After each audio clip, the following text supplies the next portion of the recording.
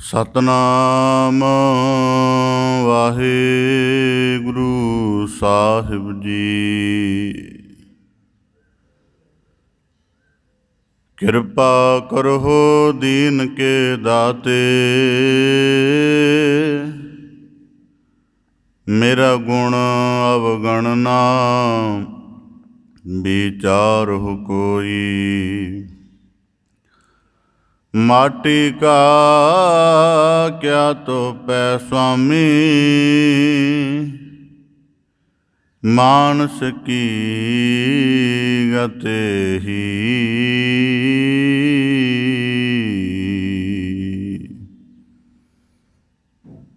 ਤਉ ਮੈਂ ਆਇਆ ਸਰਨੀ ਆਇਆ, ਭਰੋਸੈ ਆਇਆ ਕਿਰਪਾ ਆਇਆ। ਜੋ ਭਾਵੈ ਤਿਉ ਰਾਖੋ ਸੁਆਮੀ, ਮਾਰਗ ਗੁਰ ਹੀ ਪਠਾਇਆ। ਬੇਸੁਮਾਰ ਥਾਹ ਗਨਤ ਤੋਲੈ, ਜੋ ਬੁਲਾਵੋ ਤਿਉ ਨਾਨਕ ਦਾਸ ਬੋਲੇ। ਸਤਨਾਮ ਵਾਹਿਗੁਰੂ ਸਾਹਿਬ ਜੀ। ਫਰੀਦਾ ਪੰਖ ਪਰਾਹੁਣੀ, ਦੁਨੀ ਸੁਹਾਵਾ ਬਾਗ। ਨੌਬਤ ਵੱਜੀ ਸੁਬਹ ਸਿਓ, ਚੱਲਣ ਕਾ ਕਰ ਸਾਜ। ਫਰੀਦਾ ਰਾਤ ਕਥੂਰੀ ਵੰਡੀਐ, ਸੁਤਿਆ ਮਿਲੈ ਨ ਭਾਉ। ਜਿਨ੍ਹਾਂ ਨੈਣ ਨੀਂਦਰਾਵਲੇ, ਤਿੰਨਾ ਮਿਲਣ ਕੁਆਉ। ਫਰੀਦਾ ਮੈਂ ਜਾਣਿਆ ਦੁਖ ਮੁਝ ਕੂ, ਦੁਖ ਸਬਾਇਐ ਜਗ। ਉੱਚੇ ਚੜ੍ਹ ਕੇ ਦੇਖਿਆ, ਤਾਂ ਘਰ ਘਰ ਏਹਾ ਅਗ। ਮਹੱਲਾ ਪੰਜਵਾ। ਫਰੀਦਾ ਭੂਮ ਰੰਗਾਵਲੀ, ਮਹੰਜ ਵਿਸੂਲਾ ਬਾਗ। ਜੋ ਜਨ ਪੀਰ ਨਿਵਾਜਿਆ, ਤਿਨਾ ਅੰਚ ਨਾ ਲਾਗ। ਮਹੱਲਾ ਪੰਜਵਾ। ਫਰੀਦਾ ਉਮਰ ਸੁਹਾਵੜੀ, ਸੰਗ ਸੁਵਨੜੀ ਦੇਹ। ਵਿਰਲੇ ਕੇਈ ਪਾਈਆਂ ਨਾ, ਜਿਨ੍ਹਾਂ ਪਿਆਰੇ ਨੇਹ। ਵਾਹਿਗੁਰੂ ਜੀ ਕਾ ਖਾਲਸਾ, ਵਾਹਿਗੁਰੂ ਜੀ ਕੀ ਫਤਿਹ। ਧੰਨ ਧੰਨ ਸਤਿਗੁਰੂ ਗੁਰੂ ਗਰੀਬ ਨਿਵਾਜ, ਪਤਿਤ ਪਾਵਨ ਭਗਤ ਵਚਲ, ਕਿਰਪਾ ਨਿਧ ਦਇਆ ਨਿਧ, ਕਰੁਣਾ ਨਿਧ ਸਤਿਗੁਰੂ ਸ੍ਰੀ ਗੁਰੂ ਗ੍ਰੰਥ ਸਾਹਿਬ ਜੀ ਦੀਨ ਦਇਆਲ ਪਾਤਸ਼ਾਹ। ਤਿਨਾਂ ਦੀ ਅਪਾਰ ਮਿਹਰਾਮਤ ਹੈ, ਅਥਾਹ ਬਖਸ਼ਿਸ਼ ਹੈ, ਜੋ ਸਤਿਗੁਰੂ ਸਾਹਿਬ ਜੀ ਨੇ ਸਾਨੂੰ ਸਭ ਨੂੰ ਆਪਣੀ ਮਿਹਰ ਭਰੀ ਬਖਸ਼ਿਸ਼ ਭਰੀ ਨਦਰ ਕਰਕੇ ਆਪਣੀ ਪਾਵਨ ਪਵਿੱਤਰ ਮੁਬਾਰਕ ਚਰਨ ਸ਼ਰਨ ਹਜ਼ੂਰੀ ਦੇ ਅੰਤਰਗਤ ਸਤ ਸੰਗਤ ਰੂਪ ਵਿੱਚ ਜੁੜਨ ਦਾ, ਸ਼ਬਦ ਦੇ ਅਭਿਆਸ ਨਾਲ ਆਪਣੇ ਮਨੁੱਖਾ ਜੀਵਨ ਨੂੰ ਸਫਲ ਕਰਨ ਦਾ, ਸਕਾਰਤ ਕਰਨ ਦਾ ਅਮੋਲਕ ਅਵਸਰ ਬਖਸ਼ਿਸ਼ ਕੀਤਾ ਹੈ ਜੀ। ਆਪ ਜੀ ਬੜੇ ਸੁਭਾਗਸ਼ਾਲੀ ਹੋ, ਜੋ ਸਤਿਗੁਰੂ ਕੀ ਰਹਿਮਤ ਨੂੰ ਮਾਣਦਿਆਂ ਹੋਇਆਂ ਸਤ ਸੰਗਤ ਰੂਪ ਵਿੱਚ ਜੁੜ ਬੈਠ ਕੇ ਗੁਰੂ ਕਿਰਪਾ ਦੇ ਪਾਤਰ ਬਣ ਰਹੇ ਹੋ ਜੀ। ਗੁਰੂ ਕਿਰਪਾ ਸਦਕਾ ਆਪ ਜੀ ਭਗਤ ਸਿਰਮੌਰ ਬਾਬਾ ਸ਼ੇਖ ਫਰੀਦ ਸਾਹਿਬ ਜੀ ਤਿਨਾਂ ਦੇ ਪਾਵਨ ਸ਼ਲੋਕਾਂ ਦੀ ਲੜੀਵਾਰ ਵਿਚਾਰ ਸ਼ਰਵਣ ਕਰ ਰਹੇ ਹੋ ਜੀ। ਪਾਵਨ ਬਾਣੀ ਦੀ ਲੜੀਵਾਰ ਵਿਚਾਰ ਦੇ ਨਾਲ ਜੁੜਨ ਦਾ ਯਤਨ ਕਰੀਏ। ਵਿਚਾਰ ਪ੍ਰਾਰੰਭ ਕਰਨ ਤੋਂ ਪਹਿਲਾਂ ਬੜੇ ਅਦਬ ਸਹਿਤ ਉਚਾਰਨ ਕਰੋ ਜੀ। ਸਤਿਨਾਮ ਸ੍ਰੀ ਵਾਹਿਗੁਰੂ ਸਾਹਿਬ ਜੀ। ਫਰੀਦਾ ਪੰਖ ਪਰਾਹੁਣੀ, ਦੁਨੀ ਸੁਹਾਵਾ ਬਾਗ। ਬਾਬਾ ਫਰੀਦ ਸਾਹਿਬ ਜੀ ਅੱਜ ਦੇ ਇਸ ਪਾਵਨ ਸ਼ਲੋਕ ਦੁਆਰਾ ਜੀਵਨ ਦੇ ਬਾਰੇ ਇੱਕ ਅਧਿਆਤਮਿਕ ਕਿਸਮ ਦੀ ਦ੍ਰਿਸ਼ਟੀ ਜਿਹੜੀ ਸਾਨੂੰ ਪ੍ਰਦਾਨ ਕਰਦੇ ਹਨ। ਦ੍ਰਿਸ਼ਟੀ ਦਾ ਭਾਵ ਹੁੰਦਾ ਹੈ ਕਿ ਅਸੀਂ ਕਿਸੇ ਵਰਤਾਰੇ ਨੂੰ, ਕਿਸੇ ਘਟਨਾ ਨੂੰ, ਕਿਸੇ ਸਿਲਸਿਲੇ ਨੂੰ ਖੁਦ ਆਪਣੇ ਮੌਲਿਕ ਢੰਗ ਨਾਲ ਕਿਵੇਂ ਦੇਖਦੇ ਹਾਂ। ਜਿਵੇਂ ਦ੍ਰਿਸ਼ਟੀ ਦੇ ਸੰਬੰਧ ਦੇ ਵਿੱਚ ਇੱਕ ਜਿਹੜਾ ਨਸ਼ਈ ਕਿਸਮ ਦਾ ਬੰਦਾ ਹੈ, ਉਹਨੂੰ ਨਸ਼ੇ ਦੀ ਜਿਹੜੀ ਮਾਤਰਾ ਹੈ, ਨਸ਼ੇ ਦਾ ਜੋ ਸਰੋਤ ਹੈ, ਉਹ ਅੰਮ੍ਰਿਤ ਵਰਗਾ ਲੱਗਦਾ ਹੈ। ਪਰ ਇੱਕ ਜਿਹੜਾ ਆਮ ਨਸ਼ੇ ਦੀ ਗਿਰਾਵਟ ਤੋਂ ਦੂਰ ਰਹਿਣ ਵਾਲਾ, ਉਹਨੂੰ ਉਹ ਜ਼ਹਿਰ ਲੱਗਦੀ ਹੈ। ਇੱਕ ਜਿਹੜਾ ਉਸ ਨੂੰ ਉਤਪਾਦਨ ਕਰਦਾ ਹੈ, ਉਹਨੂੰ ਆਪਣੇ ਪੈਸੇ ਦਾ ਸਰੋਤ ਨਜ਼ਰ ਆਉਂਦਾ ਹੈ। ਇਸ ਕਰਕੇ ਇੱਕ ਹੀ ਪਦਾਰਥ ਬਦਲੇ ਬਾਰੇ 10-12 ਜਾਂ ਉਸ ਤੋਂ ਵਧੇਕ ਦ੍ਰਿਸ਼ਟੀਆਂ ਵੀ ਹੋ ਸਕਦੀਆਂ ਨੇ, ਅਤੇ ਕੁਦਰਤੀ ਹਰੇਕ ਬੰਦਾ ਆਪੋ ਆਪਣੀ ਦ੍ਰਿਸ਼ਟੀ ਅਨੁਸਾਰ ਜਗਤ ਵਿੱਚ ਜਿਉਂਦਾ ਹੈ, ਜਗਤ ਨੂੰ ਦੇਖਦਾ ਅਤੇ ਹੰਡਾਉਂਦਾ ਹੈ। ਪਰ ਇਹਦੇ ਵਿੱਚ ਇੱਕ ਨਿਰਣਾ ਕਰਨ ਯੋਗ ਹੈ ਕਿ ਜ਼ਰੂਰੀ ਨਹੀਂ ਕਿ ਕਿਸੇ ਦੀ ਆਪਣੀ ਦ੍ਰਿਸ਼ਟੀ ਹੈ। ਦ੍ਰਿਸ਼ਟੀ ਕੋਈ ਵੀ ਹੋਵੇ, ਉਹ ਗਿਆਨ ਅਤੇ ਅਰਥ ਦੇ ਸਹਿਤ ਹੋ ਕੇ ਜਦੋਂ ਸਮੁੱਚਤਾ ਨੂੰ ਆਪਣੇ ਅੰਦਰ ਸਮਾ ਲਵੇ, ਉਦੋਂ ਉਹ ਠੀਕ ਰੂਪ ਦੇ ਵਿੱਚ ਗਿਆਨ ਦ੍ਰਿਸ਼ਟੀ ਬਣਦੀ ਹੈ। ਤਾਂ ਬਾਬਾ ਫਰੀਦ ਸਾਹਿਬ ਜੀ ਬਖਸ਼ਿਸ਼ ਕਰਦੇ ਹਨ, ਫਰੀਦਾ ਪੰਖ ਪਰਾਹੁਣੀ। ਅਸੀਂ ਜਗਤ ਦੇ ਸੰਬੰਧ ਵਿੱਚ ਕੀ ਦ੍ਰਿਸ਼ਟੀ ਹੈ ਜਾਂ ਕੀ ਸਾਡੀ ਸਮਝ ਹੈ ਕਿ ਜਗਤ ਦੇ ਵਿੱਚ ਜੀਵਨ ਦਾ ਬੜਾ ਲੰਮਾ ਸਮਾਂ ਮਾਨਣ ਨੂੰ ਮਿਲਿਆ ਹੈ। ਜਗਤ ਦੇ ਵਿੱਚ ਸਾਡੀ ਦ੍ਰਿਸ਼ਟੀ ਹੈ ਕਿ ਅਸੀਂ ਪਦਾਰਥ ਸੰਚਣ ਦੇ ਲਈ ਆਏ ਹਾਂ। ਸਾਡੇ ਅੰਤਰੀਵ ਦੇ ਵਿੱਚ ਇੱਕ ਸਮਝ ਬੈਠੀ ਹੋਈ ਹੈ ਕਿ ਸਾਡੇ ਜੀਵਨ ਦੀ ਚਰਚਾ ਹੋਣੀ ਚਾਹੀਦੀ ਹੈ, ਹਰੇਕ ਤਰ੍ਹਾਂ ਦੀ ਪਛਾਣ ਹੋਣੀ ਚਾਹੀਦੀ ਹੈ, ਜੀਵਨ ਦੇ ਵਿੱਚ ਪ੍ਰਸਿੱਧੀ ਆਦਿਕ ਬੜੇ ਵੱਡੇ ਪੱਧਰ 'ਤੇ ਮਿਲਣੀ ਚਾਹੀਦੀ ਹੈ। ਜਾਂ ਜੀਵਨ ਦੇ ਵਿੱਚ ਇਸ ਤਰ੍ਹਾਂ ਦਾ ਵੀ ਸਾਡੇ ਅੰਦਰ ਇੱਕ ਦ੍ਰਿਸ਼ਟੀ ਦਾ ਪੱਖ ਚੱਲਦਾ ਹੈ ਕਿ ਜੀਵਨ ਬੜਾ ਲੰਬਾ ਹੋਣਾ ਚਾਹੀਦਾ ਹੈ। ਇਸ ਤਰ੍ਹਾਂ ਦੀਆਂ ਲਗਭਗ ਆਮ ਤਲ 'ਤੇ ਇੱਕੋ ਜਿਹੀਆਂ ਹੀ ਦ੍ਰਿਸ਼ਟੀਆਂ ਸੰਸਾਰ ਦੇ ਸੰਬੰਧ ਵਿੱਚ ਮਨੁੱਖਾਂ ਦੀਆਂ ਹੁੰਦੀਆਂ ਨੇ। ਕਿਸੇ ਨੇ ਇਹਨੂੰ ਲੰਮੀ ਜੀਵਨ ਆਜੂ ਦੇ ਅਰਥ ਨਾਲ ਜੋੜਿਆ ਹੈ, ਕਿਸੇ ਨੇ ਸੰਸਾਰਿਕ ਪ੍ਰਸਿੱਧੀਆਂ ਨਾਲ, ਕਿਸੇ ਨੇ ਵਿਸ਼ੇ ਵਾਸ਼ਨਾਵਾਂ ਦੇ ਭੋਗਣ ਦੇ ਨਾਲ ਜੋੜਿਆ ਹੈ।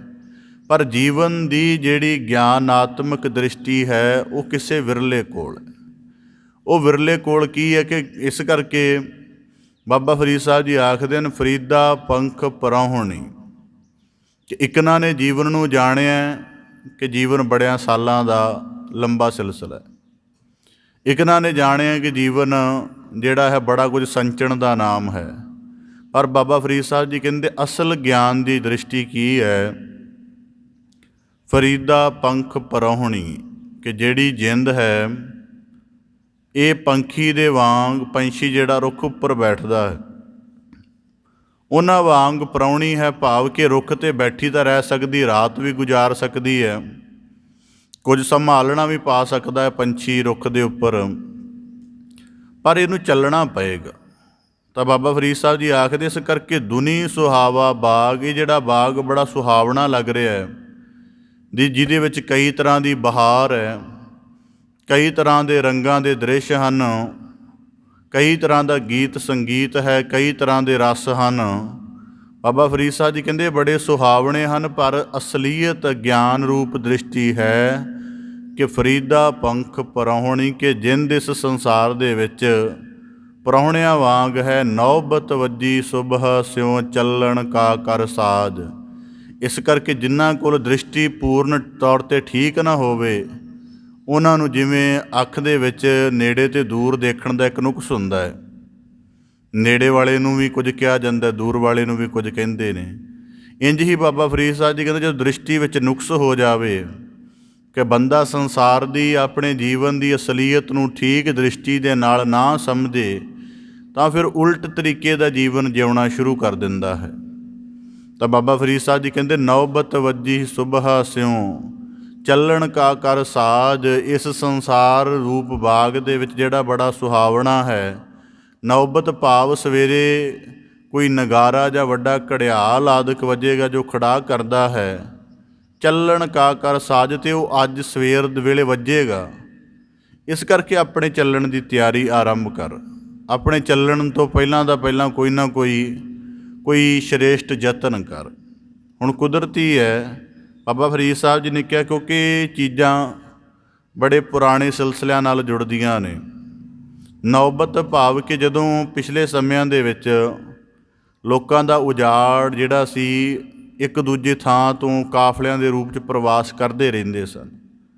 ਜਿਵੇਂ ਬਾਬਾ ਫਰੀਦ ਸਾਹਿਬ ਜੀ ਵੀ ਈਰਾਨ ਅਫਗਾਨਿਸਤਾਨ ਤੋਂ ਇੱਧਰ ਆਏ ਸਨ, ਤਾਂ ਜਦੋਂ ਕਾਫਲਾ ਰਾਤ ਸਮੇਂ ਠਹਿਰ ਜਾਂਦਾ ਸੀ, ਰਾਤ ਸਮੇਂ ਉਹ ਆਪਣਾ ਕਿਤੇ ਬਤੀਤ ਕਰਦੇ ਸਨ ਰਾਤ, ਅਤੇ ਸਵੇਰ ਵੇਲੇ ਜਦੋਂ ਕਾਫਲਾ ਚੱਲਣਾ ਹੁੰਦਾ ਸੀ ਅਤੇ ਉਹਦੇ ਚੱਲਣ ਤੋਂ ਪਹਿਲਾਂ ਇੱਕ ਨਗਾਰਾ ਆਦਿਕ ਵਜਾਇਆ ਜਾਂਦਾ ਸੀ, ਅਤੇ ਸਾਰੇ ਕਾਫਲੇ ਨੂੰ ਸੁਚੇਤ ਕਰ ਦਿੱਤਾ ਜਾਂਦਾ ਸੀ ਕਿ ਹੁਣ ਚੱਲਣ ਦਾ ਸਮਾਂ ਹੋ ਗਿਆ। ਹੁਣ ਕਿਸੇ ਨੇ ਆਲਸ ਨਹੀਂ ਕਰਨਾ, ਕਿਸੇ ਨੇ ਕਿਸੇ ਹੋਰ ਤਰ੍ਹਾਂ ਦੀ ਢਿੱਲ ਨਹੀਂ ਵਰਤਣੀ, ਅਤੇ ਚੱਲਣ ਦੀ ਤਿਆਰੀ ਆਰੰਭ ਕਰ ਦੇਣੀ।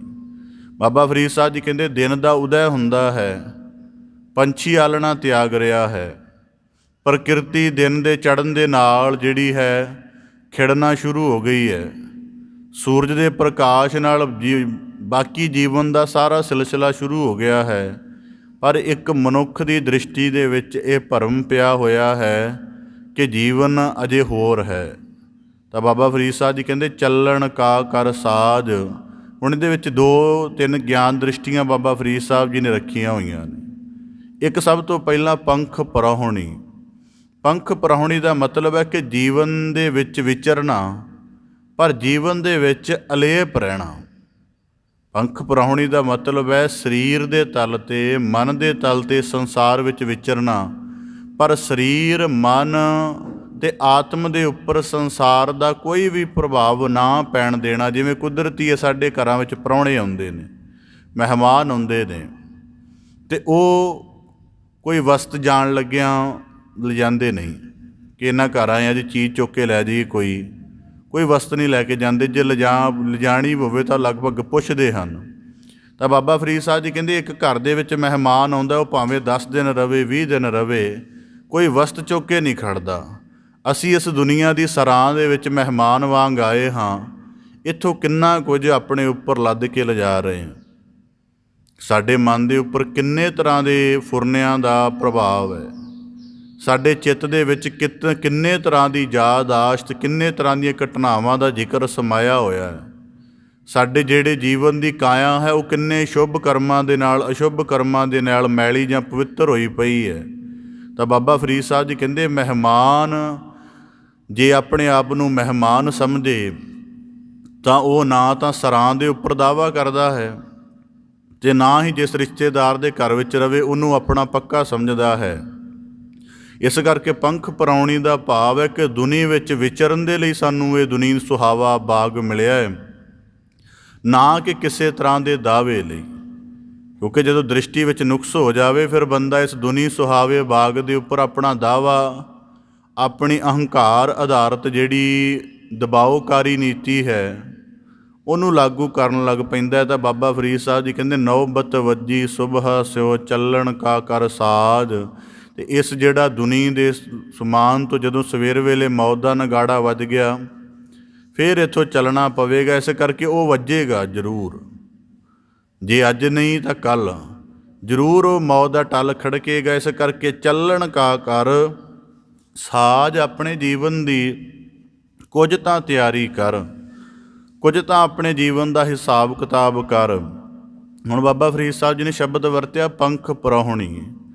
ਸਾਨੂੰ ਜੀਵਨ ਜੁਗਤਾਂ ਕਿੰਨੇ ਸਰਲ ਢੰਗ ਨਾਲ ਬਾਣੀ 'ਚ ਸਮਝਾਈਆਂ ਨੇ। ਪ੍ਰਾਣੀ ਕਿਆ ਮੇਰਾ ਕਿਆ ਤੇਰਾ, ਜੈਸੇ ਤਰਵਰ ਪੰਖ ਬਸੇਰਾ।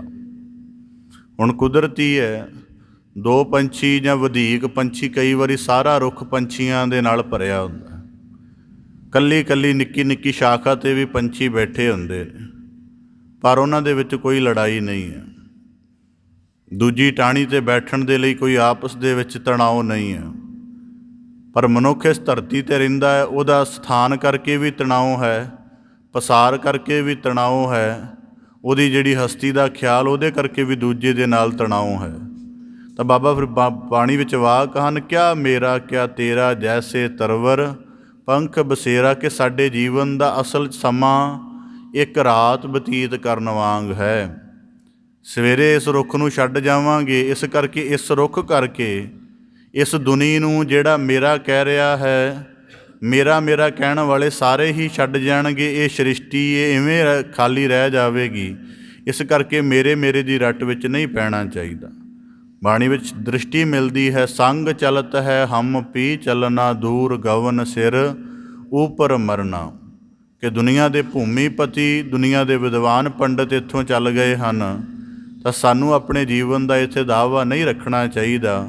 ਇੰਝ ਹੀ ਬਾਣੀ ਵਿੱਚ ਵਾਕ ਹਨ, ਸੁਲਤਾਨ ਖਾਨ ਉਮਰੇ ਗਏ ਕਰ ਕਰ ਕੂਚ, ਦਿਲ ਸਮਝ ਤੂੰ ਵੀ ਚੱਲਣਾ, ਦਿਲ ਸਮਝ ਤੂੰ ਪੀ ਚੱਲਣਾ, ਆਜ ਤੂੰ ਪੀ ਪਹੂਚ, ਕਿ ਅੱਜ ਜਾਂ ਕੱਲ੍ਹ ਦੀ ਖੇਡ ਹੈ। ਇਸ ਕਰਕੇ ਬਾਬਾ ਫਰੀਦ ਸਾਹਿਬ ਜੀ ਕਹਿੰਦੇ, ਨੌਬਤ ਵੱਜੀ ਸੁਬਹ ਸਿਉਂ। ਹੁਣ ਕੁਦਰਤੀ ਹੈ, ਜਦੋਂ ਬਾਬਾ ਫਰੀਦ ਸਾਹਿਬ ਜੀ ਨੇ ਨੌਬਤ ਸ਼ਬਦ ਦਾ ਜ਼ਿਕਰ ਕੀਤਾ ਹੈ, ਅਤੇ ਇਹ ਜਾਗੇ ਹੋਏ ਪੁਰਸ਼ਾਂ ਲਈ ਵਰਤੋਂ ਕੀਤੀ। ਜਾਗੇ ਹੋਏ ਪੁਰਸ਼ ਨੂੰ ਸਾਨੂੰ ਲੱਗਦਾ ਹੈ ਕਿ ਦਿਨ ਚੜ੍ਹ ਗਿਆ ਅਤੇ ਸਾਡੀ ਅੱਖ ਖੁੱਲ੍ਹ ਗਈ ਅਤੇ ਅਸੀਂ ਬੜੇ ਸੁਭਾਗਸ਼ਾਲੀ ਹਾਂ, ਸਾਨੂੰ ਅੱਜ ਦਾ ਦਿਨ ਜਿਉਣ ਨੂੰ ਮਿਲ ਗਿਆ। ਪਰ ਜਿਹੜੇ ਗਿਆਨਵਾਨ ਪੁਰਖ ਹਨ, ਜਦੋਂ ਉਹਨਾਂ ਦੀ ਅਗਲੇ ਦਿਨ ਦੇ ਵਿੱਚ ਜਾਗ ਖੁੱਲ੍ਹਦੀ ਹੈ, ਅੱਖ ਖੁੱਲ੍ਹਦੀ ਹੈ, ਅਤੇ ਉਹਨਾਂ ਨੂੰ ਨਾਲ ਹੀ ਸੱਦ ਸੁਣਾਈ ਦਿੰਦੀ ਹੈ ਕਿ ਜਿਹੜਾ ਅਗਲਾ ਜੀਵਨ ਹੈ, ਜਿਹੜਾ ਅੱਜ ਮਿਲ ਗਿਆ, ਜਿਹੜਾ ਇੱਕ ਦਿਨ ਅੱਖ ਖੁੱਲ੍ਹ ਗਈ ਹੈ, ਇਹ ਜੀਵਨ ਵੀ ਅੱਜ ਦਾ ਦਿਨ ਬਤੀਤ ਕਰਨਾ ਸ਼ੁਭ ਕਰਮ ਦੇ ਸਹਿਤ, ਅਤੇ ਬਿਲਕੁਲ ਅਤੀਤ ਸੁਭਾਅ ਦੇ ਨਾਲ ਸੰਸਾਰ ਵਿੱਚ ਨਿਰਮਲਤਾ ਸਹਿਤ ਵਿਚਰਨਾ। ਇਸ ਕਰਕੇ ਅੱਜ ਦਾ ਦਿਨ ਵੀ ਬਤੀਤ ਕਰਨਾ ਬੜਾ ਔਖਾ ਹੈ। ਇੱਕ ਨੂੰ ਚਾਅ ਚੜ੍ਹਦਾ ਕਿ ਚੰਗਾ ਹੋਇਆ, ਮੈਨੂੰ ਇੱਕ ਜ਼ਿੰਦਗੀ ਦਾ ਹੋਰ ਦਿਨ ਮਿਲ ਗਿਆ, ਪਰ ਜਿਹੜੇ ਜਾਗੇ ਹੋਏ ਹਨ ਉਹਨਾਂ ਦੇ ਮਨ ਅੰਦਰ ਇਹ ਹੈ, ਨੌਬਤ ਵੱਜੀ ਸੁਬਹ ਸਿਉਂ, ਭਾਵ ਕਿ ਉਹਨਾਂ ਦੇ ਜੀਵਨ ਵਿੱਚ ਉਹਨਾਂ ਨੇ ਇਸ ਦਿਨ ਨੂੰ ਅਲਾਰਮ ਸਮਝਿਆ ਹੋਇਆ। ਹੁਣ ਕੁਦਰਤੀ ਹੈ, ਦੁਨੀਆ ਦੇ ਵਿੱਚ ਜਿਨ੍ਹਾਂ ਦੀ ਦ੍ਰਿਸ਼ਟੀ ਠੀਕ ਨਹੀਂ, ਜਿਨ੍ਹਾਂ ਦੀ ਦ੍ਰਿਸ਼ਟੀ ਠੀਕ ਨਹੀਂ, ਉਹ ਜਿਵੇਂ ਆਮ ਜਿਹੜੇ ਸੁਚੇਤ ਬੰਦੇ ਨੇ, ਉਹ ਅਲਾਰਮ ਦੇ ਵੱਜਣ 'ਤੇ ਪਹਿਲੀ ਦਫਾ ਜਾਗ ਪੈਂਦੇ ਨੇ, ਕੁਝ ਥੋੜ੍ਹੇ ਦੂਸਰੀ ਦਫਾ ਵੱਜਣ 'ਤੇ ਜਾਗ ਪੈਂਦੇ ਨੇ, ਕੁਝ ਐਸੇ ਆਲਸੀ ਨੇ ਕਿ ਉਹ ਅਲਾਰਮ ਆਪਣੀ ਰੱਟ 'ਤੇ ਚੱਲਦਾ ਰਹਿੰਦਾ ਹੈ, ਉਹ ਆਪਣੇ ਆਲਸ ਦੇ ਵਿੱਚ ਮਸਤ ਰਹਿੰਦੇ ਨੇ, ਤਾਂ ਆਖਰ ਫਿਰ ਉਹ ਹਾਲਤ ਆ ਜਾਂਦੀ ਹੈ, ਚਾਹੇ ਪਰਿਵਾਰ ਨੂੰ ਪਾਣੀ ਪਾ ਕੇ ਉਠਾਉਣਾ ਪਵੇ, ਪਰਿਵਾਰ ਉਠਾ ਦਿੰਦਾ ਹੈ। ਇਸੇ ਤਰ੍ਹਾਂ ਕਾਲ ਦੀ ਜਿਹੜੀ ਗਤੀ ਹੈ, ਉਹ ਰੋਜ਼ਾਨਾ ਇੱਕ ਦਿਨ ਦੇ ਬੀਤਣ ਕਰਕੇ, ਇੱਕ ਇੱਕ ਦਿਨ ਦੇ ਗੁਜ਼ਰਨ ਕਰਕੇ ਸਾਨੂੰ ਸੁਚੇਤ ਕਰਦੀ ਹੈ, ਪਰ ਸਾਨੂੰ ਲੱਗਦਾ ਹੈ ਕਿ ਦੂਜਿਆਂ ਦੇ ਜੀਵਨ ਦੇ ਚੱਲਣ ਦੀ ਨੌਬਤ ਵੱਜ ਗਈ, ਨਗਾਰਾ ਵੱਜ ਗਿਆ, ਸਾਡਾ ਨਹੀਂ ਵੱਜੇਗਾ। ਅਤੇ ਬਾਬਾ ਫਰੀਦ ਸਾਹਿਬ ਜੀ ਕਹਿੰਦੇ, ਕਿਸੇ ਵੀ ਸੁਬਾਹ ਇਹ ਨਗਾਰਾ ਵੱਜ ਸਕਦਾ ਇੱਥੋਂ ਚੱਲਣ ਦਾ, ਇਸ ਕਰਕੇ ਚੱਲਣ ਕਾ ਕਰ ਸਾਜ। ਬਾਣੀ ਵਿੱਚ ਵਾਕ ਹਨ, ਜੈਸੇ ਗੋਇਲ ਗੋਇਲੀ ਰਾਖੇ ਕਰ ਸਾਰਾ, ਕੂੜ ਕਮਾਵੇ ਆਦਮੀ ਬੰਦ ਇਹ ਕਰ ਬਾਰਾ, ਜਾਗੋ ਜਾਗੋ ਸੂਤੇ ਹੋ ਚੱਲਿਆ ਵਣਜਾਰਾ, ਕਿ ਜੀਵਨ ਜਿਹੜਾ ਹੈ ਸਮਾਪਤੀ ਦੇ ਵੱਲ ਚੱਲ ਰਿਹਾ ਹੈ, ਇਸ ਕਰਕੇ ਸਮਝਣ ਦਾ ਯਤਨ ਕਰਨਾ ਚਾਹੀਦਾ ਹੈ। ਤਾਂ ਬਾਬਾ ਫਰੀਦ ਸਾਹਿਬ ਜੀ ਆਖਦੇ ਹਨ, ਚੱਲਣ ਕਾ ਕਰ ਸਾਜ। ਭਗਤ ਕਬੀਰ ਸਾਹਿਬ ਜੀ ਦੀ ਪਾਵਨ ਦ੍ਰਿਸ਼ਟੀ ਬਾਣੀ ਦੇ ਅੰਦਰ, ਜਿਉਂ ਪ੍ਰਭਾਤੇ ਤਾਰੇ ਖਿਸੇ ਤਿਉਂ ਇਹ ਖਿਸੈ ਸਰੀਰ, ਕਿ ਸਾਨੂੰ ਲੱਗਦਾ ਹੈ ਕਿ ਕੁਦਰਤੀ ਹਾਲਤਾਂ ਨੇ, ਸਾਡੀ ਇੱਥੇ ਦ੍ਰਿਸ਼ਟੀ ਦੇ ਵਿੱਚ ਫਰਕ ਹੈ। ਇੱਕ ਗਿਆਨਵਾਨ ਬੰਦੇ ਦੀ ਦ੍ਰਿਸ਼ਟੀ ਦੇ ਵਿੱਚ ਕੋਈ ਵੀ ਜੀਵਨ, ਕੋਈ ਵੀ ਧਰਤੀ ਦੀ ਕਿਰਿਆ ਜੀਵਨ ਦੇ ਮੀਨਿੰਗ ਤੋਂ ਟੁੱਟ ਕੇ ਨਹੀਂ ਚੱਲ ਰਹੀ। ਇਸ ਕਰਕੇ ਬਾਣੀ ਵਿੱਚ ਰੁੱਤਾਂ ਦਾ, ਦਿਨਾਂ ਦਾ, ਸਭ ਤਰ੍ਹਾਂ ਦੀਆਂ ਹਾਲਾਤਾਂ ਦਾ ਵਰਣਨ ਹੈ, ਕਿਉਂਕਿ ਇਹਨਾਂ ਦਾ ਮੀਨਿੰਗ ਖੋਜਿਆ ਗਿਆ ਹੈ। ਇਸ ਕਰਕੇ ਬਾਣੀ ਦੇ ਵਿੱਚ ਬਾਬਾ ਫਰੀਦ ਸਾਹਿਬ ਜੀ ਆਖਦੇ ਹਨ, ਸ਼ੈਲ ਲੰਘੰਦੇ ਪਾਰ ਗੋਰੀ ਮਨ ਧੀਰਿਆ।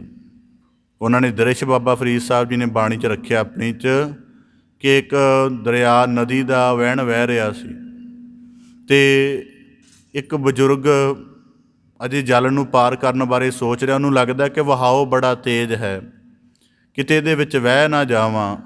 ਕਹਿੰਦੇ ਅਜੇ ਉਹ ਦੇਖ ਰਿਹਾ ਸੀ, ਸ਼ੈਲ ਭਾਵ ਕਿ ਨੌਜਵਾਨ ਆਏ, ਉਹਨਾਂ ਨੇ ਹੌਲੀ ਜੀ ਬੜੇ ਆਰਾਮ ਦੇ ਨਾਲ ਕੋਈ ਵਿਚਾਰ ਨਹੀਂ ਕੀਤੀ, ਜਲ ਦੇ ਵਿੱਚੋਂ ਲੰਘ ਗਏ। ਅਤੇ ਕਹਿੰਦੇ ਇਸ ਗੱਲ ਨੂੰ ਦੇਖ ਕੇ ਬਜ਼ੁਰਗ ਸੋਚਵਾਨ ਹੋ ਗਿਆ ਕਿ ਇਹ ਨੌਜਵਾਨ ਨੇ ਤਾਂ ਜਲ ਪਾਰ ਕਰ ਗਏ ਨੇ। ਤਾਂ ਬਾਬਾ ਫਰੀਦ ਸਾਹਿਬ ਜੀ ਆਖਦੇ ਹਨ ਕਿ ਇੰਝ ਹੀ ਜੀਵਨ ਦਾ ਅਵਸਰ ਹੈ ਕਿ ਜਦੋਂ ਤੱਕ ਜੀਵਨ ਦੀ ਅਵਸਥਾ ਰੂਪ ਹੈ ਉਦੋਂ ਭਗਤੀ ਦੇ ਯਤਨ ਨਾਲ ਲੰਘਿਆ ਜਾ ਸਕਦਾ ਹੈ। ਇਸ ਕਰਕੇ ਆਖਦੇ ਹਨ, ਦੁਨੀ ਸੁਹਾਵਾ ਬਾਗ ਨੌਬਤ ਵੱਜੀ ਸੁਬਹਾ ਸਿਉਂ, ਕਿ ਫਿਰ ਉਹ ਗਿਆਨ ਦੇ ਮੀਨਿੰਗ ਵਿੱਚ ਦੇਖਦਾ ਕਿ ਜਿਹੜਾ ਪਾਣੀ ਇੱਥੋਂ ਗੁਜ਼ਰ ਗਿਆ ਹੈ ਉਹ ਦੁਬਾਰਾ ਨਹੀਂ ਪਰਤੇਗਾ, ਔਰ ਦੁਬਾਰਾ ਕੁਝ ਵੀ ਨਹੀਂ ਪਰਤੇਗਾ। ਜੇ ਪਾਣੀ ਗੁਜ਼ਰ ਗਿਆ ਹੈ ਤਾਂ ਅਸੀਂ ਵੀ ਗੁਜ਼ਰੇ ਹਾਂ। ਉਸ ਪਲ ਦੇ ਵਿੱਚ ਜਿਹੜੀ ਮਨ ਦੀ ਹਾਲਤ ਜਾਂ ਸਾਡੇ ਜੀਵਨ ਦੀ ਹਾਲਤ ਪਹਿਲਾਂ ਸੀ, ਜੇ ਪਾਣੀ ਗੁਜ਼ਰਿਆ ਤਾਂ ਅਸੀਂ ਵੀ ਗੁਜ਼ਰੇ ਹਾਂ, ਦੁਬਾਰਾ ਸਾਡੀ ਹਾਲਤ ਵੀ ਉਹੋ ਜਿਹੀ ਨਹੀਂ ਹੋਏਗੀ। ਹੁਣ ਕੁਦਰਤੀ ਬਾਣੀ ਦੇ ਵਿੱਚ ਸਾਨੂੰ ਐਸੇ ਬੜੇ ਪ੍ਰਮਾਣ ਮਿਲਦੇ ਹਨ ਕਿ ਰੁੱਤ ਫਿਰੀ ਵਣ ਕੰਬਿਆ ਪੱਤ ਚੜ੍ਹੇ ਚੜ੍ਹ ਪਾਹੇ, ਕਿ ਬਾਣੀ ਵਿੱਚ ਵਾਕ ਆਉਂਦੇ ਹਨ ਕਿ ਜਿਵੇਂ ਸੂਰਜ ਚੜ੍ਹਦਾ ਐਵੇਂ ਜੀਵਨ ਉਦੈ ਹੁੰਦਾ ਹੈ। ਜਾਂ ਬਾਣੀ ਦੇ ਵਿੱਚ ਪਹਿਰਿਆਂ ਦੀ ਬਾਣੀ ਮਿਲਦੀ ਹੈ, ਦਿਨ ਰਹਿਣ ਬਾਣੀ ਮਿਲਦੀ ਹੈ। ਉਹ ਸਾਰੀਆਂ ਹਾਲਤਾਂ ਇਸੇ ਤਰ੍ਹਾਂ ਜੋੜੀਆਂ ਹੋਈਆਂ। ਅਤੇ ਬਾਬਾ ਫਰੀਦ ਸਾਹਿਬ ਜੀ ਕਹਿੰਦੇ ਨੌਬਤ ਵੱਜੀ ਸੁਬਹਾ ਸਿਉਂ। ਇਸ ਕਰਕੇ ਪ੍ਰਕਿਰਤੀ ਦੇ ਵਿੱਚ ਸਾਰਾ ਕੁਝ, ਜੀਵਨ ਦੇ ਅਰਥ ਪ੍ਰਕਿਰਤੀ ਵਿੱਚ ਪਏ ਹਨ। ਜੀਵਨ ਦੇ ਅਰਥ ਪ੍ਰਕਿਰਤੀ ਵਿੱਚ ਪਏ ਹੋਏ ਹਨ। ਇਸ ਕਰਕੇ ਬਾਬਾ ਫਰੀਦ ਸਾਹਿਬ ਜੀ ਕਹਿੰਦੇ ਨੌਬਤ ਵੱਜੀ ਸੁਬਹਾ ਸਿਉਂ, ਕਿ ਜੀਵਨ ਦੇ ਖਤਮ ਹੋਣ ਦਾ ਅਲਾਰਮ ਦਿਨ ਬਾ ਦਿਨ ਵੱਜ ਰਿਹਾ ਹੈ। ਅਤੇ ਬੰਦਾ ਜੇ ਜਾਗ ਜਾਵੇ ਤਾਂ ਠੀਕ ਹੈ, ਚੱਲਣ ਕਾ ਕਰ ਸਾਜ। ਇਸ ਕਰਕੇ ਬਾਣੀ ਵਿੱਚ ਵਾਕ ਆਉਂਦਾ, ਜਿੰਨੀ ਚੱਲਣ ਜਾਣਿਆ ਸੇ ਕਿਉ ਕਰਹਿ ਵਿਥਾਰ। ਜਦੋਂ ਤੱਕ ਇਹ ਦ੍ਰਿਸ਼ਟੀ ਨਹੀਂ ਅਪਣਾਉਂਦੇ, ਪੂਰੇ ਦੇ ਪੂਰੇ ਸੰਸਾਰੀ ਹਾਂ, ਪੂਰੇ ਦੇ ਪੂਰੇ ਸੰਸਾਰੀ ਹਾਂ। ਸਾਡੇ ਜੀਵਨ ਦਾ 24 ਘੰਟੇ ਦਾ ਸਮਾਂ ਹੈ। ਕੁਦਰਤੀ ਕਈ ਬੰਦਿਆਂ ਦੇ ਜੀਵਨ ਦੀ ਤਰਜ਼ ਦੇਖੀ ਦੀ ਹੈ, 16 ਘੰਟੇ ਉਹਨਾਂ ਨੂੰ ਔਖੇ ਸੌਖੇ ਹੋ ਕੇ ਸੰਸਾਰ ਨੂੰ ਦੇਣੇ ਹੀ ਪੈਂਦੇ ਨੇ। 8 ਘੰਟੇ ਨੀਂਦ ਦੇ ਨੇ, ਫਿਰ ਆਪਣੇ ਤਲ ਦਾ ਜੀਵਨ ਕਿੱਥੇ ਜੀਵਿਆ। ਇੰਨਾ ਜ਼ਿਆਦਾ ਜੀਵਨ ਦਾ ਪਸਾਰਾ ਹੈ ਕਿ ਦਿਨ ਦੇ ਵਿੱਚ 12 ਤੋਂ 16 ਘੰਟੇ ਰੋਜ਼ਾਨਾ ਸੰਸਾਰ ਨੂੰ ਦੇਣੇ ਪੈਂਦੇ ਨੇ, ਜਿਹਦੇ ਵਿੱਚ ਕੋਈ ਵੱਡਾ ਮੀਨਿੰਗ ਨਹੀਂ, ਕੇਵਲ ਲੋਕਾਚਾਰੀ ਤਲ ਦੀਆਂ ਸਾਰੀਆਂ ਪੂਰਤੀਆਂ ਹਨ। ਤਾਂ ਬਾਬਾ ਫਰੀਦ ਸਾਹਿਬ ਜੀ ਆਖਦੇ ਕਿ ਅਜਿਹਾ ਜੀਵਨ ਫਿਰ ਗਿਆਨ ਜਾਂ ਭਗਤੀ ਦੇ ਕਰਮ ਨੂੰ ਕਿਹੜੇ ਸਮੇਂ ਕਰੇਗਾ। ਇਸ ਕਰਕੇ ਉਹਨਾਂ ਤਾਂ ਹੀ ਨਾਲ ਸੁਚੇਤ ਕੀਤਾ ਕਿ ਇਕੱਲੀ ਨੌਬਤ ਨਹੀਂ ਵੱਜਣੀ, ਚੱਲਣ ਦਾ ਅਲਾਰਮ ਨਹੀਂ ਵੱਜਣਾ, ਚੱਲਣ ਕਾ ਕਰ ਸਾਜ। ਤੇਰੀ ਥੋੜ੍ਹੀ ਤਿਆਰੀ ਵੀ ਹੋਣੀ ਚਾਹੀਦੀ ਹੈ, ਕਿਉਂਕਿ ਤੂੰ ਇੰਨਾ ਕੁਝ ਲੈ ਕੇ ਆਇਆ। ਹੁਣ ਕੁਦਰਤੀ ਹੈ, ਅਸੀਂ ਆਪਣੇ ਜੀਵਨ ਦੀ ਸਮਝ ਬਾਰੇ ਜੇ ਚੇਤੰਨ ਹੋ ਜਾਈਏ, ਅਸੀਂ ਕੋਈ ਵੀ ਚੀਜ਼ ਪੈਦਾ ਕਰ ਲਈਏ ਜਾਂ ਕਿਸੇ ਤਰੀਕੇ ਨਾਲ ਸਾਨੂੰ ਉਹਦੇ ਮਾਲਕਾਨਾ ਹੱਕ ਮਿਲ ਜਾਣ, ਅਸੀਂ ਉਹਦੇ ਬਾਰੇ ਕਿੰਨਾ ਸਤਰਕ ਰਹਿੰਦੇ ਹਾਂ ਕਿ ਇਹ ਮੇਰੀ ਪੈਦਾ ਕੀਤੀ ਹੋਈ ਹੈ, ਇਹ ਮੇਰੀ ਵਸਤੂ ਹੈ, ਉਹਦੀ ਸੰਭਾਲ ਕਰਦੇ ਹਾਂ। ਫਿਰ ਕਈ ਵਾਰੀ ਜ਼ਿਕਰ ਕਰਾਂਗੇ ਜੀ ਇਹਨੂੰ ਬਣਾਉਣ ਦੇ ਲਈ ਮੈਂ ਬੜੇ ਸਾਲਾਂ ਦੀ ਮਿਹਨਤ ਕੀਤੀ ਹੈ, ਮੇਰਾ ਬੜਾ ਜ਼ੋਰ ਲੱਗਿਆ ਇਹਦੇ 'ਤੇ। ਤਾਂ ਬਾਬਾ ਫਰੀਦ ਸਾਹਿਬ ਜੀ ਕਹਿੰਦੇ ਚੱਲਣ ਕਾ ਕਰ ਸਾਜ ਦਾ ਮਤਲਬ ਜਿਹੜਾ ਤੇਰਾ ਜੀਵਨ ਆ ਬਣ ਗਿਆ ਹੈ, ਤੇਰੀ ਕਾਇਆ, ਤੇਰੇ ਪ੍ਰਾਣ, ਤੇਰਾ ਰਿਜ਼ਕ, ਤੇਰੇ ਸੰਬੰਧੀ, ਸਾਰਾ ਕੁਝ ਜਿੰਨਾ ਤੇਰਾ ਜੀਵਨ ਬਣਿਆ, ਤੂੰ ਕੁਦਰਤੀ ਦੇਖ ਕੇ ਅਕਾਲ ਪੁਰਖ ਸਿਰਜਣਹਾਰ ਨੇ ਕਿੰਨਾ ਕੁਝ, ਕਿੱਡਾ ਵੱਡਾ ਉਦਮ ਕੀਤਾ ਹੋਏਗਾ ਕਿ ਤੇਰਾ ਇਹ ਜੀਵਨ ਬਣਿਆ। ਤੂੰ ਇੱਕ ਛੋਟੀ ਜਿਹੀ ਰਚਨਾ 'ਤੇ ਆਪਣਾ ਤਾਣ ਲਗਾ ਕੇ ਬਾਅਦ ਜ਼ਿੰਦਗੀ ਭਰ ਰੱਟ ਲਗਾਉਣਾ ਕਿ ਮੈਂ ਪੈਦਾ ਕੀਤਾ ਹੈ ਅਤੇ ਮੇਰੀ ਜ਼ਿੰਦਗੀ ਦੇ ਬੜੇ ਵਰ੍ਹੇ ਲੱਗੇ ਹਨ। ਕਹਿੰਦੇ ਜਿਹੜੇ ਤੇਰੇ ਜੀਵਨ ਨੂੰ ਸਿਰਜਣਹਾਰ ਨੇ ਸਾਜਿਆ, ਭਲਾ ਦੇਖ ਉਹਦਾ ਕਿੰਨਾ ਤਾਣ ਲੱਗਿਆ ਹੋਏਗਾ ਕਿ ਇਸ ਕੁਦਰਤੀ ਹੈ। ਇਸ ਕਰਕੇ ਬਾਬਾ ਫਰੀਦ ਸਾਹਿਬ ਜੀ ਹੁਣ ਕੁਦਰਤੀ ਹੈ, ਬੁੱਤ ਦੀ ਗੱਲ ਕਰਦੇ। ਜਿਨ੍ਹਾਂ ਨੇ ਬੁੱਤ ਤਰਾਸ਼ੀ ਨੂੰ ਨੇੜਿਓਂ ਦੇਖਿਆ ਹੋਏਗਾ ਨਾ, ਮੈਂ ਕੁਦਰਤੀ ਦੇਖਿਆ ਹੋਇਆ ਨੇੜਿਓਂ। ਤਾਂ ਇੱਕ ਦਫਾ ਕਿਸੇ ਤਰ੍ਹਾਂ ਦਾ ਬੁੱਤ ਤਰਾਸ਼ਿਆ ਜਾ ਰਿਹਾ ਸੀ ਸੰਗਮਰਮਰ ਦੇ ਵਿੱਚੋਂ। ਤਾਂ ਕੁਦਰਤੀ ਉਹ ਚਿਹਰੇ ਦੇ ਹਿੱਸੇ ਦਾ ਕੰਮ ਕਰ ਰਿਹਾ ਸੀ, ਚਿਹਰੇ ਦੇ ਹਿੱਸੇ ਦਾ ਕੰਮ ਕਰ ਰਿਹਾ ਸੀ। ਕਿਸੇ ਸਿੱਖ ਸੂਰਬੀਰ ਦੀ ਪ੍ਰਤਿਮਾ ਬਣਾ ਰਹੇ ਸੀ।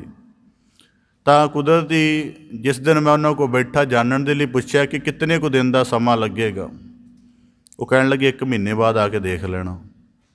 1 ਮਹੀਨੇ ਬਾਅਦ ਗਿਆ, ਕੁਦਰਤੀ ਉਹਦਾ 20-25% ਕੰਮ ਪੂਰਾ ਹੋਇਆ ਸੀ।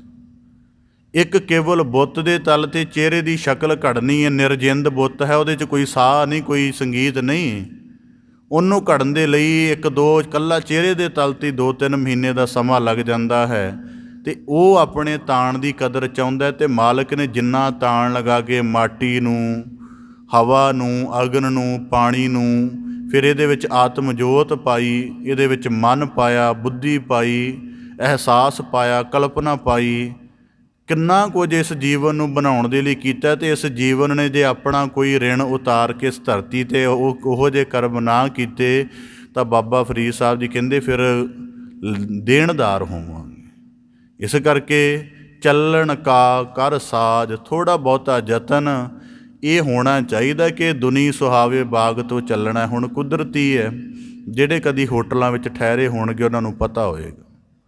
ਤੁਸੀਂ ਦੁਨੀਆ ਦੇ ਚਾਹੇ 5 ਸਟਾਰ 'ਚ ਠਹਿਰੋ, ਚਾਹੇ 7 ਸਟਾਰ 'ਚ ਠਹਿਰੋ, ਚਾਹੇ 3 ਸਟਾਰ 'ਚ ਠਹਿਰੋ, ਉਹ ਰਾਤ ਸਮੇਂ ਜਦੋਂ ਮਰਜ਼ੀ ਪ੍ਰਵੇਸ਼ ਕਰ ਜਾਓ।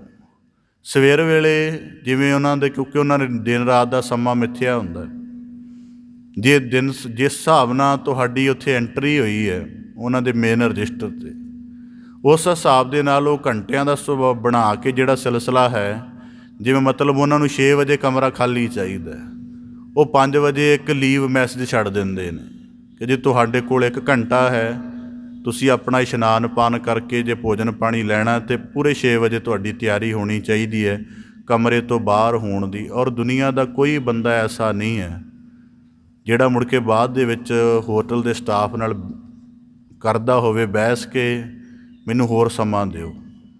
ਇੱਕ ਦੁਨੀਆਦਾਰੀ ਦੇ ਤਲ 'ਤੇ ਜਿਉਣਾ ਹੈ। ਉਂਝ ਭਾਵੇਂ ਸਿਰੇ ਦਾ ਆਲਸੀ ਹੋਵੇ, ਹੋਟਲ ਦੇ ਵਿੱਚ ਸਮੇਂ ਸਿਰ ਉੱਡ ਕੇ ਉੱਥੋਂ ਆਪਣਾ ਸਮਾਨ ਕੱਢ ਕੇ ਤੇ ਬੜੇ ਟਾਈਮ ਨਾਲ ਆ ਕੇ ਕਹਿੰਦਾ ਦੇਖ ਲਓ ਮੈਂ 15 ਮਿੰਟ ਪਹਿਲਾਂ ਤੁਹਾਡਾ ਕਮਰਾ ਖਾਲੀ ਕਰ ਦਿੱਤਾ। ਪਰ ਦੁਨੀਆ ਦੇ ਵਿੱਚ ਐਸਾ ਮੋਹ ਪਿਆ ਹੈ, ਮਾਲਕ ਦੀ ਸੱਦ ਆ ਗਈ ਹੈ ਮੌਤ ਦੀ, ਅਜੇ ਵੀ ਜੀਵਨ ਦੀ ਕਹਿ ਰਿਹਾ ਮੇਰੀ ਅਰਦਾਸ ਕਰਵਾ ਦਿਓ ਸ਼ਾਇਦ ਮੇਰੇ ਪ੍ਰਾਣ ਵੱਧ ਜਾਣ। ਇੱਕ ਹੋਟਲ ਦੇ ਤਲ 'ਤੇ ਰਹਿ ਰਿਹਾ, ਉੱਥੇ ਆਪਣੀ ਬੜੀ ਅਕਲ ਦਾ ਦਿਖਾਵਾ ਕਰਦਾ ਜੀ ਮੈਂ 15 ਮਿੰਟ ਪਹਿਲਾਂ ਛੱਡ ਦਿੱਤਾ ਤੁਹਾਡਾ ਕਮਰਾ। ਇੱਕ ਦੁਨੀਆ ਦੀ ਸਰਾਂ ਦੇ ਵਿੱਚ ਰਹਿ ਰਿਹਾ, ਇੱਥੇ ਦਾਅਵਾ ਵੀ ਹੈ, ਕਬਜ਼ਾ ਵੀ ਹੈ, ਅਤੇ ਇੱਥੇ ਛੱਡਣ ਦੀ ਜੇ ਸਥਿਤੀ ਬਣ ਗਈ ਹੈ ਅਤੇ ਉਹਦੇ ਨਾਲ ਵੀ ਪੂਰਾ ਰਾਜੀ ਨਹੀਂ ਹੈ। ਬਾਬਾ ਫਰੀਦ ਸਾਹਿਬ ਜੀ ਕਹਿੰਦੇ ਚੱਲਣ ਕਾ ਕਰ ਸਾਜ, ਥੋੜ੍ਹਾ ਬਹੁਤਾ ਯਤਨ, ਥੋੜ੍ਹੀ ਬਹੁਤੀ ਇਮਾਨਦਾਰੀ ਤਾਂ ਹੋਣੀ ਚਾਹੀਦੀ। ਹੁਣ ਕਈ ਦਫਾ ਦੇਖੀਦਾ ਜਿਨ੍ਹਾਂ ਨੇ ਚੱਲਣ ਕਾ ਕਰ ਸਾਜ ਕੀਤਾ ਹੋਵੇ ਉਹਨਾਂ ਦੇ ਲੱਛਣ ਕੀ ਹਨ। ਉਹ ਜੀਵਨ ਦੇ ਵਿੱਚ ਜਿੰਨਾ ਕੁਝ ਬਾਹਰ ਮੁਖੀ ਹੈ ਉਹਦੇ ਨਾਲ ਆਪਣੀ ਐਗਜ਼ਿਸਟੈਂਸ ਨਹੀਂ ਜੋੜਦੇ, ਉਹ ਆਪਣੇ ਵਜੂਦ ਨੂੰ ਬਾਹਰ ਮੁਖੀ ਨਹੀਂ ਸਮਝਦੇ। ਠੀਕ ਹੈ ਕਿ ਇੱਕ ਜੀਵਨ ਦੇ ਵਹਿਣ 'ਚ ਚੱਲਣ ਦੇ ਲਈ ਉਹਨਾਂ ਨੂੰ ਉਹਨਾਂ ਚੀਜ਼ਾਂ ਦੇ ਨਾਲ ਰਹਿਣਾ ਪੈਂਦਾ, ਜਿਵੇਂ ਸੰਬੰਧੀ ਹੈ, ਪਦਾਰਥ ਹੈ, ਘਰ ਹੈ, ਪ੍ਰਤਿਭਾ ਹੈ, ਪਰ ਉਹਨਾਂ ਦੇ ਨਾਲ ਜੁੜੇ ਨਹੀਂ ਹੁੰਦੇ। ਉਹ ਕਹਿੰਦੇ ਜੀਵਨ ਦਾ ਬਾਹਰੀ ਪੱਖ ਹੈ। ਪਰ ਜਿਹੜਾ ਬੰਦਾ ਜੁੜਿਆ ਹੁੰਦਾ, ਜੀਵਨ ਦੀ ਪਕੜ ਜਿਹਦੀ ਬਣੀ ਹੁੰਦੀ ਹੈ, ਉਹ ਆਪਣੇ ਘਰ ਦੀ ਇੱਕ ਛੋਟੀ ਛੋਟੀ ਵਸਤੂ ਦੀ ਵੀ ਗਿਣਤੀ ਰੱਖਦਾ, ਔਰ ਇਕੱਲੀ ਗਿਣਤੀ ਨਹੀਂ ਰੱਖਦਾ, ਉਹਦੇ ਗਹਿਰੇ ਮੋਹ ਵਿੱਚ ਵੀ ਹੁੰਦਾ ਹੈ। ਜਦੋਂ ਕਿਤੇ ਅੱਗੇ ਪਿੱਛੇ ਹੋ ਜਾਏ ਸਾਰੇ ਪਰਿਵਾਰ ਦੇ ਭਾਅ ਦੀ ਬਣਾ ਦਿੰਦਾ। ਤਾਂ ਬਾਬਾ ਫਰੀਦ ਸਾਹਿਬ ਜੀ ਕਹਿੰਦੇ ਚੱਲਣ ਕਾ ਕਰ ਸਾਜ। ਇਸ ਕਰਕੇ ਬਾਬਾ ਫਰੀਦ ਸਾਹਿਬ ਜੀ ਕਹਿੰਦੇ ਥੋੜ੍ਹਾ ਬਹੁਤਾ ਤਾਂ ਯਤਨ ਕਰ। ਹੁਣ ਰੋਜ਼ਾਨਾ ਦੇ ਸਤਸੰਗੀ ਹੋਣ ਦਾ ਕੀ ਮਤਲਬ ਹੈ? ਕੇਵਲ ਇੰਨਾ ਮਤਲਬ ਹੈ ਕਿ ਅਸੀਂ ਜੀ, ਬਾਕੀਆਂ ਨੂੰ ਨਹੀਂ ਪਤਾ ਵੀ ਬਾਬਾ ਫਰੀਦ ਸਾਹਿਬ ਜੀ ਦੇ ਸਲੋਕ ਦੇ ਕੀ ਅਰਥ ਨੇ, ਪਰ ਸਾਨੂੰ ਪਤਾ ਹੈ, ਔਰ ਸਾਨੂੰ ਉਹਦੀਆਂ ਬੜੀਆਂ ਪਰਤਾਂ ਪਤਾ ਨੇ ਕੀ ਇਹ ਅਰਥ ਹੈ ਸਤਸੰਗੀ ਦਾ। ਸਤਸੰਗੀ ਦਾ ਇਹ ਅਰਥ ਨਹੀਂ ਹੈ। ਸਤਸੰਗੀ ਦਾ ਅਰਥ ਹੈ ਕਿ ਜੋ ਜੀਵਨ ਦੀ ਰਿਐਲਿਟੀ ਨੂੰ ਮੈਂ ਗੁਰੂ ਸ਼ਬਦ 'ਚੋਂ ਦੇਖ ਲਿਆ ਹੈ, ਉਹਦੇ ਸੰਗ ਚੱਲਣਾ ਸ਼ੁਰੂ ਕਰ ਦੇਣਾ ਹੈ ਮੈਂ। ਹੁਣ ਇਹਦਾ ਮਤਲਬ, ਹੁਣ ਕੁਦਰਤੀ ਕੋਈ ਵਿਦਿਆਰਥੀ ਸਕੂਲ 'ਚ ਜਾ ਰਿਹਾ ਹੈ, ਯੂਨੀਵਰਸਿਟੀ ਜਾ ਰਿਹਾ ਹੈ, ਤਾਂ ਉਹਦਾ ਇੱਕੋ ਹੀ ਮੀਨਿੰਗ ਬਣਦਾ ਕਿ ਉਹ ਕਿਸੇ ਗਿਆਨ ਦੀ ਤਲਾਸ਼ ਵਿੱਚ ਹੈ, ਅਤੇ ਉਹ ਗਿਆਨ ਦੀ ਤਲਾਸ਼ ਜਦੋਂ ਯੂਨੀਵਰਸਿਟੀ ਵਿੱਚ ਪੂਰੀ ਕਰਕੇ ਆਪਣੇ ਆਪ ਨੂੰ ਵਿਦਵਾਨ, ਪੰਡਤ, ਸਿਆਣਾ ਜਾਂ ਸੂਝਵਾਨ ਬਣਾਏਗਾ, ਹੋਰ ਉਹਦਾ ਯੂਨੀਵਰਸਿਟੀ ਦੇ ਵਿੱਚ ਕੀ ਕੰਮ ਹੈ। ਇਸ ਕਰਕੇ ਸਤਸੰਗਤ ਵਿੱਚ ਆਉਣ ਦਾ ਮਤਲਬ ਇਹ ਨਹੀਂ ਕਿ ਚਲੋ ਮੈਂ ਧਾਰਮਿਕ ਬੰਦਾ, 45 ਮਿੰਟ ਮੇਰਾ ਸਮਾਂ ਪਾਸ ਹੋ ਜਾਵੇ ਔਰ ਜਾ ਕੇ ਧਰਮ ਦੀਆਂ ਬਾਤਾਂ ਸੁਣ ਲੈਣਾ। ਉਹਦਾ ਮਤਲਬ ਹੈ ਕਿ ਜੀਵਨ ਦੀ ਜਿਸ ਰਿਐਲਿਟੀ ਦੀ ਚਰਚਾ ਇੱਥੇ ਹੋ ਰਹੀ ਹੈ ਉਹ ਕਿਤੇ ਨਹੀਂ ਹੋਣੀ। ਇਸ ਕਰਕੇ ਇਹਨੂੰ ਸੁਣ ਕੇ ਆਪਣੇ ਅੰਦਰ ਇੱਕ ਬਲ ਪੈਦਾ ਕਰਕੇ ਇਹਦੇ ਨਾਲ ਚੱਲਣਾ ਹੈ। ਤਾਂ ਕਰਕੇ ਬਾਬਾ ਫਰੀਦ ਸਾਹਿਬ ਜੀ ਕਹਿੰਦੇ ਚੱਲਣ ਕਾ ਕਰ ਸਾਜ। ਜੀਵਨ ਦੀ ਥੋੜ੍ਹੀ ਬਹੁਤੀ ਤਿਆਰੀ ਤਾਂ ਚੱਲਣ ਦੀ ਜ਼ਰੂਰ ਆਰੰਭ ਕਰੋ। ਫਰੀਦਾ ਰਾਤ ਕਥੂਰੀ ਵੰਡੀਐ, ਸੁੱਤਿਆ ਮਿਲੈ ਨਾ ਭਾਓ। ਹੁਣ ਬਾਬਾ ਫਰੀਦ ਸਾਹਿਬ ਜੀ ਅਗਲੇ ਸਲੋਕ ਵਿੱਚ ਜ਼ਿਕਰ ਕਰਦੇ ਹਨ ਰਾਤ। ਕਹਿੰਦੇ ਰਾਤ ਦੇ ਸਮੇਂ ਕਸਤੂਰੀ ਵੰਡੀ ਜਾਂਦੀ ਹੈ। ਜਿਹੜੇ ਸੁੱਤੇ ਹੁੰਦੇ ਹਨ ਉਹਨਾਂ ਨੂੰ ਉਹ ਹਿੱਸਾ ਨਹੀਂ ਮਿਲਦਾ ਜਿਨ੍ਹਾਂ ਨੈਣ ਨੀਂਦਰਾਵਲੇ, ਜਿਹੜੇ ਮਾੜੇ ਮੋਟੇ ਜੇ ਨੀਂਦ ਵਿੱਚ ਊਂਘ ਰਹੇ ਹੁੰਦੇ ਹਨ, ਉਹਨਾਂ ਨੂੰ ਵੀ ਸੱਦ ਪੈਂਦੀ ਹੈ। ਇਸ ਕਰਕੇ ਰਾਤ ਸਮੇਂ ਜਿਹੜੀ ਕਥੂਰੀ ਵੰਡੀ ਜਾਣੀ ਹੈ ਉਹ ਉਹਨਾਂ ਨੂੰ ਹੀ ਪ੍ਰਾਪਤ ਹੋਏਗੀ ਜਿਹੜੇ ਜਾਗਦੇ ਹੋਣਗੇ। ਹੁਣ ਇਸ ਸ਼ਲੋਕ ਦਾ ਭਾਵ ਕੀ ਹੈ? ਜਿਵੇਂ ਕੁਦਰਤੀ ਹੈ, ਸੂਫੀਆਂ ਦੇ ਵਿੱਚ ਉਹ ਸ਼ਾਮ ਸਮੇਂ ਨਾ ਇਕੱਤਰਤ ਹੁੰਦੇ ਸਨ, ਮਜਲਿਸ ਜੁੜਦੀ ਸੀ, ਫਕੀਰ ਆ ਜਾਂਦੇ ਸਨ, ਦਰਵੇਸ਼ ਆ ਜਾਂਦੇ ਸਨ, ਜਿਹੜੇ ਕਵਾਲੀ ਉਹ ਵੀ ਆ ਜਾਂਦੇ ਸਨ। ਤਾਂ ਉਹ ਕੀ ਕਰਦੇ ਸਨ ਕਿ ਉਹਨਾਂ ਦਾ ਕੋਈ ਸਮਾਂ ਲਿਮਿਟ ਨਹੀਂ ਸੀ ਹੁੰਦਾ। ਉਹਨਾਂ ਦੇ ਸੀ ਵੀ ਜਿਹੜਾ ਕਵਾਲੀ ਦਾ ਸਰੂਰ ਹੈ ਉਹਨੂੰ ਸਿਖਰ ਤੱਕ ਜਾਣ ਦਿਓ, ਅਤੇ ਸਿਖਰ ਤੱਕ ਜਾਂਦਿਆਂ ਜਾਂਦਿਆਂ ਹੀ ਉਹਨਾਂ ਦੇ ਜੀਵਨ ਦਾ ਜਿਹੜਾ ਸੀ ਆਨੰਦ ਬਣਦਾ ਸੀ। ਹੁਣ ਕੁਦਰਤੀ ਉਹ ਜਦੋਂ ਸ਼ਾਮ ਵੇਲੇ ਸ਼ੁਰੂ ਹੋਏ ਅਤੇ ਰਾਤ ਪਤਾ ਨਹੀਂ 12 ਵੱਜਣ 1 ਵਜੇ ਜਾਂ ਕਿੰਨਾ ਸਮਾਂ ਵੱਜੇ, ਇਹ ਨਿਸ਼ਚਿਤ ਨਹੀਂ ਸੀ ਹੁੰਦਾ, ਕਿਉਂਕਿ ਕਵਾਲੀ ਕਰਨ ਵਾਲੇ ਅਤੇ ਸੁਣਨ ਵਾਲਿਆਂ ਦੀ ਇੱਕ ਆਪਣੀ ਉੱਚਤਾ ਹੁੰਦੀ ਸੀ। ਹੁਣ ਜਿਵੇਂ ਬਾਬਾ ਫਰੀਦ ਸਾਹਿਬ ਜੀ ਦੇ ਜੀਵਨ 'ਚ ਜ਼ਿਕਰ ਮਿਲਦਾ ਹੈ ਕਿ ਜਿਹੜੇ ਉਹਨਾਂ ਦੇ ਦਾਦਾ ਮੁਰਸ਼ਿਦ ਸਨ ਨਿਜ਼ਾਮੂਦੀਨ ਚਿਸ਼ਤੀ, ਉਹ ਕੀ ਜਦੋਂ ਕਵਾਲੀ ਹੋ ਰਹੀ ਸੀ, ਸਮਾਹ ਹੋ ਰਿਹਾ ਸੀ, ਉਹ ਨੱਚਦੇ ਗਏ ਨੱਚਦਿਆਂ ਦੇ ਪ੍ਰਾਣ ਨਿਕਲ ਗਏ ਉਹਨਾਂ ਦੇ। ਇਸ ਕਰਕੇ ਬਾਬਾ ਫਰੀਦ ਸਾਹਿਬ ਜੀ ਕਹਿੰਦੇ ਜਦੋਂ ਸਮਾਹ ਦਾ ਸਮਾਂ ਹੁੰਦਾ ਹੈ ਅਤੇ ਦੇਰ ਰਾਤ ਹੋ ਜਾਂਦੀ ਹੈ, ਉਸ ਤੋਂ ਬਾਅਦ ਜੇ ਕੋਈ ਪ੍ਰਸ਼ਾਦ ਆਦਿਕ ਉੱਥੇ ਹੋਵੇ, ਕੁਦਰਤੀ ਕੋਈ ਨਾ ਕੋਈ ਤਾਂ ਹੁੰਦਾ ਹੀ ਹੈ। ਕਹਿੰਦੇ ਉਸ ਸਮੇਂ ਵੰਡਿਆ ਜਾਂਦਾ ਹੈ ਅਤੇ ਕੁਦਰਤੀ ਜਿਹੜੇ ਆਮ ਵਿਚਾਰੇ ਮਾੜੀ ਮੋਟੀ ਹਾਜ਼ਰੀ ਵਾਲੇ ਹੁੰਦੇ ਨੇ ਉਸ ਸਮੇਂ ਤੱਕ ਸੌਂ ਜਾਂਦੇ ਨੇ, ਕੋਈ ਵਿਰਲੇ ਹੀ ਜਾਗਦੇ ਹੁੰਦੇ ਨੇ। ਬਾਬਾ ਫਰੀਦ ਸਾਹਿਬ ਜੀ ਕਹਿੰਦੇ ਇਸ ਕਰਕੇ ਸੁੱਤਿਆ ਮਿਲੈ ਨਾ ਪਾਓ, ਉਹਨਾਂ ਨੂੰ ਉਹ ਅਵਸਥਾ ਨਹੀਂ ਪ੍ਰਾਪਤ ਹੋ ਸਕਦੀ। ਕੁਦਰਤੀ ਮੈਂ ਆਪਣੇ ਨਗਰ ਦੇ ਵਿੱਚ ਜਾਂ ਹੋਰ ਕਈ ਥਾਵਾਂ 'ਤੇ ਵੀ ਦੇਖਿਆ, ਉਹ ਸ਼ਾਮ ਵੇਲੇ ਰਾਤ ਦਾ ਲਗਾਉਂਦੇ ਨੇ ਆਪਣਾ ਸਿਲਸਿਲਾ, ਤਾਂ ਸੋਚੀਦਾ ਸੀ ਕਿ 3 ਘੰਟੇ ਦਾ ਹੋਏਗਾ ਵਧੀਕ ਤੋਂ ਵਧੀਕ। ਹੈਰਾਨਗੀ ਹੋਣੀ ਕਈ ਵਾਰੀ, ਮਤਲਬ ਉਹਨਾਂ ਦਾ ਸਮਾਂ ਰਾਤ ਦੇ 1-2 ਵਜੇ ਤੋਂ ਵੀ ਪਾਰ ਚਲਿਆ ਜਾਣਾ, ਔਰ ਕੋਈ ਥਕਾਵਟ ਨਹੀਂ, ਕੋਈ ਉਹਨਾਂ ਦੀ ਸੁਰ ਵਿੱਚ ਮੱਧਮ ਨਹੀਂ, ਕੋਈ ਉਹਨਾਂ ਦੇ ਉਤਸ਼ਾਹ ਦੇ ਵਿੱਚ ਕਮੀ ਨਹੀਂ, ਵੱਧਦੀ ਹੀ ਚਲੇ ਜਾਣੀ। ਅਤੇ ਜਿਹੜੇ ਫਿਰ ਦੁਨੀਆਦਾਰ ਉੱਥੇ ਬੈਠੇ ਹੁੰਦੇ ਸਨ ਉਹ ਕਹਿੰਦੇ ਸਨ ਇਹ ਤਾਂ ਥੋੜ੍ਹੇ ਮਸਤਾਨੇ ਜੇ ਨੇ, ਆਪਾਂ ਨੂੰ ਆਪਣੇ ਘਰੇ ਜਾਣਾ ਚਾਹੀਦਾ ਜਾਂ ਇੱਥੇ ਹੀ ਸੌਂ ਜਾਣਾ ਚਾਹੀਦਾ। ਇਸ ਕਰਕੇ ਬਾਬਾ ਫਰੀਦ ਸਾਹਿਬ ਜੀ ਆਖਦੇ ਹਨ ਸੁੱਤਿਆਂ ਮਿਲੈ ਨਾ ਪਾਓ। ਉਸ ਸਮੇਂ ਦੇ ਵਿੱਚ ਜਿਹੜੇ ਸੌਂ ਗਏ ਹਨ, ਬਾਬਾ ਫਰੀਦ ਸਾਹਿਬ ਜੀ ਕਹਿੰਦੇ ਉਹਨਾਂ ਨੂੰ ਕੋਈ ਹਿੱਸਾ ਨਹੀਂ ਮਿਲਦਾ, ਕਿਉਂਕਿ ਉਹ ਸੌਂ ਗਏ ਹਨ। ਇਸ ਕਰਕੇ ਜਿਨ੍ਹਾਂ ਨੈਣ ਨੀਂਦਰਾਵਲੇ, ਫਿਰ ਕਈ ਮਾੜੀ ਮੋਟੀ ਅੱਧ ਸੁੱਤੀ ਹਾਲਤ ਵਿੱਚ ਹੁੰਦੇ ਨੇ, ਉਹਨਾਂ ਨੂੰ ਆਵਾਜ਼ ਦਿੱਤੀ ਜਾਂਦੀ ਹੈ, ਉਹ ਦੁਬਿਧਾ ਵਿੱਚ ਹੁੰਦੇ ਨੇ। ਇੱਕ ਤਾਂ ਬਿਲਕੁਲ ਜਿਹੜੇ ਨਰੋਲ ਸੁੱਤੇ ਹੋਏ ਨੇ, ਪਤਾ ਨਹੀਂ ਕੀ ਹੋ ਗਿਆ। ਇੱਕ ਐਸੇ ਨੇ ਜਿਹੜੇ ਅੱਧੀ ਜਾਗੀ ਹਾਲਤ ਵਿੱਚ ਹਨ, ਉਹਨਾਂ ਨੂੰ ਆਵਾਜ਼ ਸੁਣਾਈ ਦਿੱਤੀ ਹੈ ਕਿ ਕਸਤੂਰੀ ਵੰਡੀ ਜਾਣ ਲੱਗੀ ਹੈ। ਫਿਰ ਉਹ ਦੁਬਿਧਾ ਵਿੱਚ ਹੁੰਦੇ ਨੇ ਕਿ ਹੁਣ ਨੀਂਦ ਪੂਰੀ ਕਰ ਲਈਏ ਹੋਰ ਲੰਮੇ ਪੈ ਕੇ, ਕਿ ਜਾਂ ਉੱਠ ਕੇ ਕਸਤੂਰੀ ਲੈ ਲਈਏ। ਬਾਬਾ ਫਰੀਦ ਸਾਹਿਬ ਜੀ ਕਹਿੰਦੇ ਤਿੰਨਾਂ ਮਿਲਣ ਕੋ ਆਓ। ਫਿਰ ਉਹਨਾਂ ਨੂੰ ਕਸਤੂਰੀ ਤਾਂ ਨਹੀਂ ਮਿਲਦੀ, ਕਸਤੂਰੀ ਦੀ ਆਵਾਜ਼ ਕੰਨੀ ਪੈ ਜਾਂਦੀ ਹੈ ਮਾੜੀ ਮੋਟੀ। ਇਸ ਕਰਕੇ ਬਾਬਾ ਫਰੀਦ ਸਾਹਿਬ ਜੀ ਕਹਿੰਦੇ ਰਾਤ ਕਥੂਰੀ ਵੰਡੀਐ ਸੁੱਤਿਆਂ ਮਿਲੈ ਨਾ ਪਾਓ। ਇਹਦਾ ਭਾਵ, ਇਹਦਾ ਅੰਤਰੀਵ ਭਾਵ ਇਹ ਹੈ, ਬਾਬਾ ਫਰੀਦ ਸਾਹਿਬ ਜੀ ਕਹਿੰਦੇ ਰਾਤ ਦਾ ਭਾਵ ਉਮਰ, ਰਾਤ ਦਾ ਭਾਵ ਉਮਰ, ਕਥੂਰੀ ਦਾ ਭਾਵ ਭਗਤੀ ਦਾ ਆਨੰਦ। ਭਗਤੀ ਦੇ ਵਿੱਚ ਚੱਲ ਕੇ ਜੋ ਜੀਵਨ ਦੀ ਉੱਚਤਮ ਅਵਸਥਾ ਦੇ ਅਨੁਭਵ ਮਿਲਦੇ ਹਨ। ਸੁੱਤਿਆਂ ਦਾ ਅਰਥ ਕਰਦੇ ਹਨ ਅਗਿਆਨ, ਅਵਿਦਿਆ। ਨੀਂਦਰਾਵਲੇ ਦਾ ਅਰਥ ਹੈ ਜਿਨ੍ਹਾਂ ਦੀ ਵਿਖਿਆਪਤ ਨੀਂਦ ਹੋਵੇ। ਤਾਂ ਬਾਬਾ ਫਰੀਦ ਸਾਹਿਬ ਜੀ ਕਹਿੰਦੇ ਇਹ ਜਿਹੜੀ ਜੀਵਨ ਰੂਪ ਰਾਤ ਹੈ, ਇਹ ਭਗਤੀ ਕਰਮ ਦੇ ਲਈ ਮਿਲੀ ਹੈ। ਜਿਹੜੇ ਭਗਤੀ ਕਰਮ ਵਿੱਚ ਨਹੀਂ ਜੁੜਦੇ, ਅਗਿਆਨ ਦੇ ਵਸ ਹੋ ਕੇ ਸੁੱਤੇ ਰਹਿੰਦੇ ਹਨ ਜਾਂ ਗਫਲਤ ਵਿੱਚ ਗ੍ਰਸਤ ਰਹਿੰਦੇ ਹਨ, ਬਾਬਾ ਫਰੀਦ ਸਾਹਿਬ ਜੀ ਕਹਿੰਦੇ ਉਹਨਾਂ ਨੂੰ ਜੀਵਨ ਦਾ ਉਚੇਰਾ ਆਨੰਦ ਨਹੀਂ ਮਿਲ ਸਕਦਾ, ਕਿਉਂਕਿ ਉਹ ਨੀਂਦ ਵਿੱਚ ਹਨ। ਜਿਨ੍ਹਾਂ ਨੈਣ ਨੀਂਦਰਾਵਲੇ, ਪਰ ਕੁਝ ਐਸੇ ਹਨ ਜਿਨ੍ਹਾਂ ਦੀ ਮਾੜੀ ਮੋਟੀ ਕਦੇ ਚਿੱਤ ਜੁੜ ਗਿਆ ਕਦੇ ਨਾ ਜੁੜ ਗਿਆ, ਤਾਂ ਬਾਬਾ ਫਰੀਦ ਸਾਹਿਬ ਜੀ ਕਹਿੰਦੇ ਤਿੰਨਾਂ ਮਿਲਣ ਕਵਾਓ। ਫਿਰ ਉਹਨਾਂ ਦੇ ਹਿੱਸੇ ਕੇਵਲ ਸੱਧ ਆਉਂਦੀ ਹੈ, ਉਹਨਾਂ ਦੇ ਜੀਵਨ ਦੇ ਹਿੱਸੇ ਕੁਝ ਹੋਰ ਵੱਡਾ ਨਹੀਂ ਆਉਂਦਾ। ਇਸ ਕਰਕੇ ਬਾਬਾ ਫਰੀਦ ਸਾਹਿਬ ਜੀ ਕਹਿੰਦੇ ਜਿਨ੍ਹਾਂ ਨੈਣ ਨੀਂਦਰਾਵਲੇ। ਹੁਣ ਇਹ ਸਾਧਨਾ ਦਾ ਜ਼ਿਕਰ ਹੈ, ਕੁਦਰਤੀ ਹੈ, ਇਹ ਚੀਜ਼ਾਂ ਸਾਡੇ ਜੀਵਨ ਦੀ ਸਾਧਨਾ ਨਾਲ ਜੁੜਦੀਆਂ। ਬਾਬਾ ਫਰੀਦ ਸਾਹਿਬ ਜੀ ਨੇ ਕਿਹਾ ਰਾਤ ਕਥੂਰੀ ਵੰਡੀ ਹੈ। ਹੁਣ ਜਿੰਨਾ ਜ਼ਿਆਦਾ ਮਨੁੱਖ ਹੋਸ਼ ਵਿੱਚ ਹੋਏਗਾ, ਉਹਨਾਂ ਉਹਨੂੰ ਆਪਣੇ ਯਤਨ ਦੀ ਸਾਰਥਿਕਤਾ ਪਤਾ ਹੋਏਗੀ। ਸਾਰਥਿਕਤਾ ਪਤਾ ਹੋਏਗੀ। ਇਹਦੇ ਸੰਬੰਧ 'ਚ ਇੱਕ ਪ੍ਰਮਾਣ ਰੱਖਦੇ ਹਾਂ। ਜੀਵਨ ਦੇ ਵਿੱਚ ਜਿਹੜੇ ਜਾਗੇ ਬੰਦੇ ਨੇ, ਉਹ ਆਪਣੇ ਯਤਨ ਨੂੰ ਕਿਵੇਂ ਲੈਂਦੇ ਨੇ, ਇਸ ਗੱਲ ਦੀ ਸਮਝ। ਜਿਵੇਂ ਬਾਬਾ ਫਰੀਦ ਸਾਹਿਬ ਜੀ ਨੇ ਕਿਹਾ ਰਾਤ ਕਥੂਰੀ ਵੰਡੀ ਹੈ।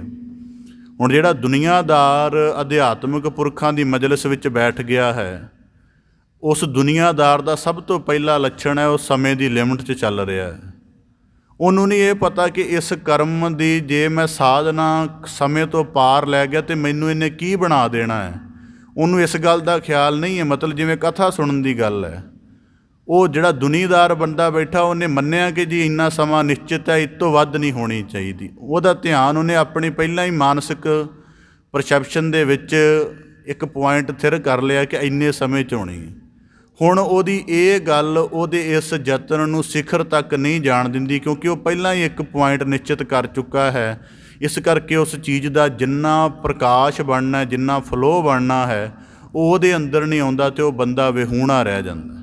ਇਸ ਕਰਕੇ ਬਾਬਾ ਫਰੀਦ ਸਾਹਿਬ ਜੀ ਨੇ ਕਿਹਾ ਰਾਤ ਕਥੂਰੀ ਵੰਡੀ ਹੈ, ਕਿ ਜਿਹੜੀ ਜੀਵਨ ਜਿਸ ਰਾਤ ਦੇ ਵਿੱਚ ਕਵਾਲੀ ਜੁੜੀ ਹੁੰਦੀ ਹੈ ਜਾਂ ਬੰਦਾ ਕੀਰਤਨ ਕਥਾ ਦੀ ਗਹਿਰਾਈ ਬਣੀ ਹੁੰਦੀ ਹੈ, ਤਾਂ ਬਾਬਾ ਫਰੀਦ ਸਾਹਿਬ ਜੀ ਕਹਿੰਦੇ ਉਹ ਅੰਮ੍ਰਿਤ ਰੂਪ ਆਨੰਦ ਵੰਡਣ ਵਾਲੀ ਗੱਲ ਹੁੰਦੀ ਹੈ। ਪਰ ਸੁੱਤਿਆਂ ਪਰ ਜਿਨ੍ਹਾਂ ਨੇ ਆਪਣੇ ਮਾਈਂਡ ਦੇ ਆਪਣੇ ਸਾਰੇ ਹਿੱਸਿਆਂ ਨੂੰ ਉਹਦੇ ਤੋਂ ਅਚੇਤ ਰੱਖਿਆ ਹੋਇਆ ਹੈ, ਬਾਬਾ ਫਰੀਦ ਸਾਹਿਬ ਜੀ ਕਹਿੰਦੇ ਉਹ ਉਹਦਾ ਅਨੁਭਵ ਨਹੀਂ ਜਾਣ ਸਕਦੇ। ਮੈਂ ਕਿਸੇ ਸਰੋਤੇ ਦਾ ਅਨੁਭਵ ਆਪਦੇ ਸਨਮੁਖ ਰੱਖਦਿਆਂ ਜੀਵਨ ਦੇ ਵਿੱਚ ਸਮਝ ਆ ਜਾਏ ਕਿ ਸਰੋਤਾ ਕੀ ਹੁੰਦਾ ਅਤੇ ਕਥਾ ਸੁਣਨੀ ਕਿੰਨੀ ਔਖੀ ਹੈ, ਕੁਦਰਤੀ ਹੈ। ਮੈਂ ਜਦ ਆਪਣੇ ਨਗਰ ਵਿਖੇ ਕਰਦਾ ਸੀ, ਉੱਥੇ ਬੜਾ ਸ਼੍ਰੇਸ਼ਟ ਸਰੋਤਾ ਸੀ, ਉਹ ਰੋਜ਼ਾਨਾ ਪੈੱਨ ਕਾਪੀ ਲੈ ਕੇ ਬੈਠਦਾ ਸੀ। ਉਹਨੂੰ ਕਿਹਾ ਗਿਆ ਸੀ ਕਿ ਜੇ ਕਥਾ ਪੱਲੇ ਬੰਨਣੀ ਹੈ ਪੈੱਨ ਕਾਪੀ ਲੈ ਕੇ ਬੈਠਿਆ ਕਰ, ਇੰਝ ਗੱਲ ਪੱਲੇ ਨਹੀਂ ਪੈਂਦੀ। ਫਿਰ ਉਹਨੂੰ ਦੱਸਿਆ ਕਿ ਕਿਹੜੀ ਗੱਲ ਕਿਵੇਂ ਨੋਟ ਕਰੀਦੀ ਹੈ।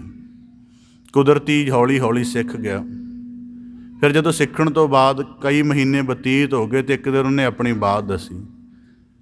ਕਹਿਣ ਲੱਗਾ ਕਿ ਇਤਨੀ ਜ਼ਿਆਦਾ ਔਖੀ ਹੈ ਕਿ ਜਿਹੜੇ ਮਤਲਬ ਟੋਟਲ ਸਮੇਂ ਦੇ ਵਿੱਚੋਂ 10% ਵੀ ਪਹਿਲੀ ਗੱਲ ਯਾਦ 10% ਰਹਿੰਦਾ ਹੈ, ਉਸ ਤੋਂ ਬਾਅਦ ਤੁਹਾਡੀ ਮੌਲਿਕ ਸਮਝ ਦੇ ਵਿੱਚ ਤਬਦੀਲ ਹੋ ਜਾਵੇ, ਇਹ ਕਹਿੰਦਾ ਗੱਲ 2-3% ਰਹਿ ਜਾਂਦੀ ਹੈ। ਕਿਉਂ? ਹੁਣ ਕਿਉਂਕਿ ਜਦੋਂ ਕਥਾ ਹੋਣੀ ਹੈ 45 ਮਿੰਟ ਲਗਾਤਾਰ, ਪਰ ਉਹਦੇ ਵਿਚਲੇ ਕਿੰਨੀਆਂ ਦਿਸ਼ਾਵਾਂ ਕਿਹੜੇ ਕਿਹੜੇ ਗਿਆਨ ਦੇ ਨੁਕਤਿਆਂ ਨਾਲ ਜੁੜਦੀਆਂ ਹਨ, ਇਹਨਾਂ ਦਾ ਨਿਖੇੜਾ ਕਰਨਾ, ਫਿਰ ਇਹਨਾਂ ਨੂੰ ਜੋੜ ਕੇ ਦੇਖਣਾ, ਇਹਦੇ ਲਈ ਬੜੀ ਬਰੀਕ ਕਿਸਮ ਦੀ ਬੁੱਧੀ ਚਾਹੀਦੀ ਹੈ। ਅਤੇ ਬਾਬਾ ਫਰੀਦ ਸਾਹਿਬ ਜੀ ਕਹਿੰਦੇ ਜਿਹੜੇ ਇੰਨੇ ਬਰੀਕ ਹੋਣਗੇ ਉਹੀ ਇਹਦਾ ਕੋਈ ਆਨੰਦ ਲੈ ਸਕਣਗੇ, ਅਤੇ ਜਿਹੜੇ ਅਚੇਤ ਹਨ ਜਿਨ੍ਹਾਂ ਨੇ ਸਿਰਫ ਇੰਨਾ ਹੀ ਸਮਝਿਆ ਕਿ ਹੋ ਰਹੀ ਹੈ, ਇਹ ਨਹੀਂ ਪਤਾ ਕਿ ਅੰਦਰ ਕੀ ਹੋ ਰਿਹਾ ਹੈ। ਬਾਬਾ ਫਰੀਦ ਸਾਹਿਬ ਜੀ ਕਹਿੰਦੇ ਉਹ ਸੁੱਤਿਆ ਮਿਲਿਆ ਨਾ ਭਾਓ, ਉਹਨਾਂ ਦੇ ਜੀਵਨ ਨੂੰ ਕੋਈ ਵੱਡਾ ਠਹਿਰਾਓ ਨਹੀਂ ਮਿਲਦਾ।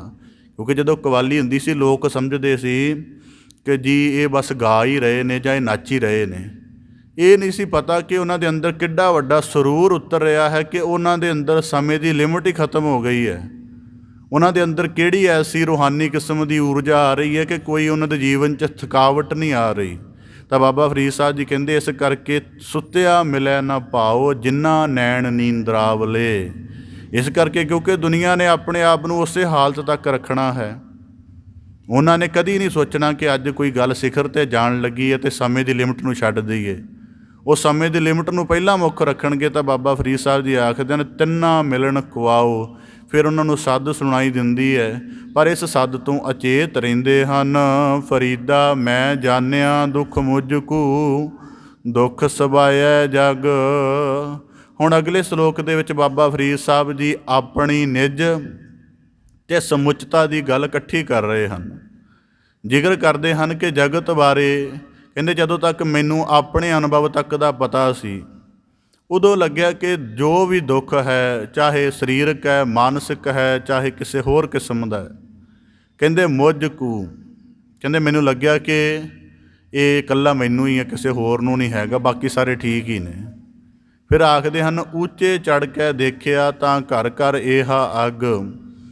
ਜਦੋਂ ਕਹਿੰਦੇ ਆਪਣੀ ਦ੍ਰਿਸ਼ਟੀ ਉਹ ਤਾਂ ਚੁੱਕ ਕੇ ਦੇਖੀ ਜਦੋਂ ਉੱਚੇ ਚੜ੍ਹ ਕੇ, ਹੁਣ ਜਿਵੇਂ ਕੁਦਰਤੀ ਬੰਦਾ ਪਹਾੜ 'ਤੇ ਖਲੋ ਜਾਵੇ ਉਦੋਂ ਉਹਨੂੰ ਦਿਖਣ ਲੱਗ ਪੈਂਦਾ ਸਾਰਾ ਕੁਝ, ਕਿ ਥੱਲੇ ਜ਼ਮੀਨ 'ਤੇ ਕੀ ਕਿਹੜਾ ਘਰ ਉੱਚਾ ਕਿਹੜਾ ਨੀਵਾਂ ਹੈ, ਕਿੱਥੇ ਮੈਦਾਨ ਹੈ, ਕਿੱਥੇ ਟਿੱਬੇ ਹਨ।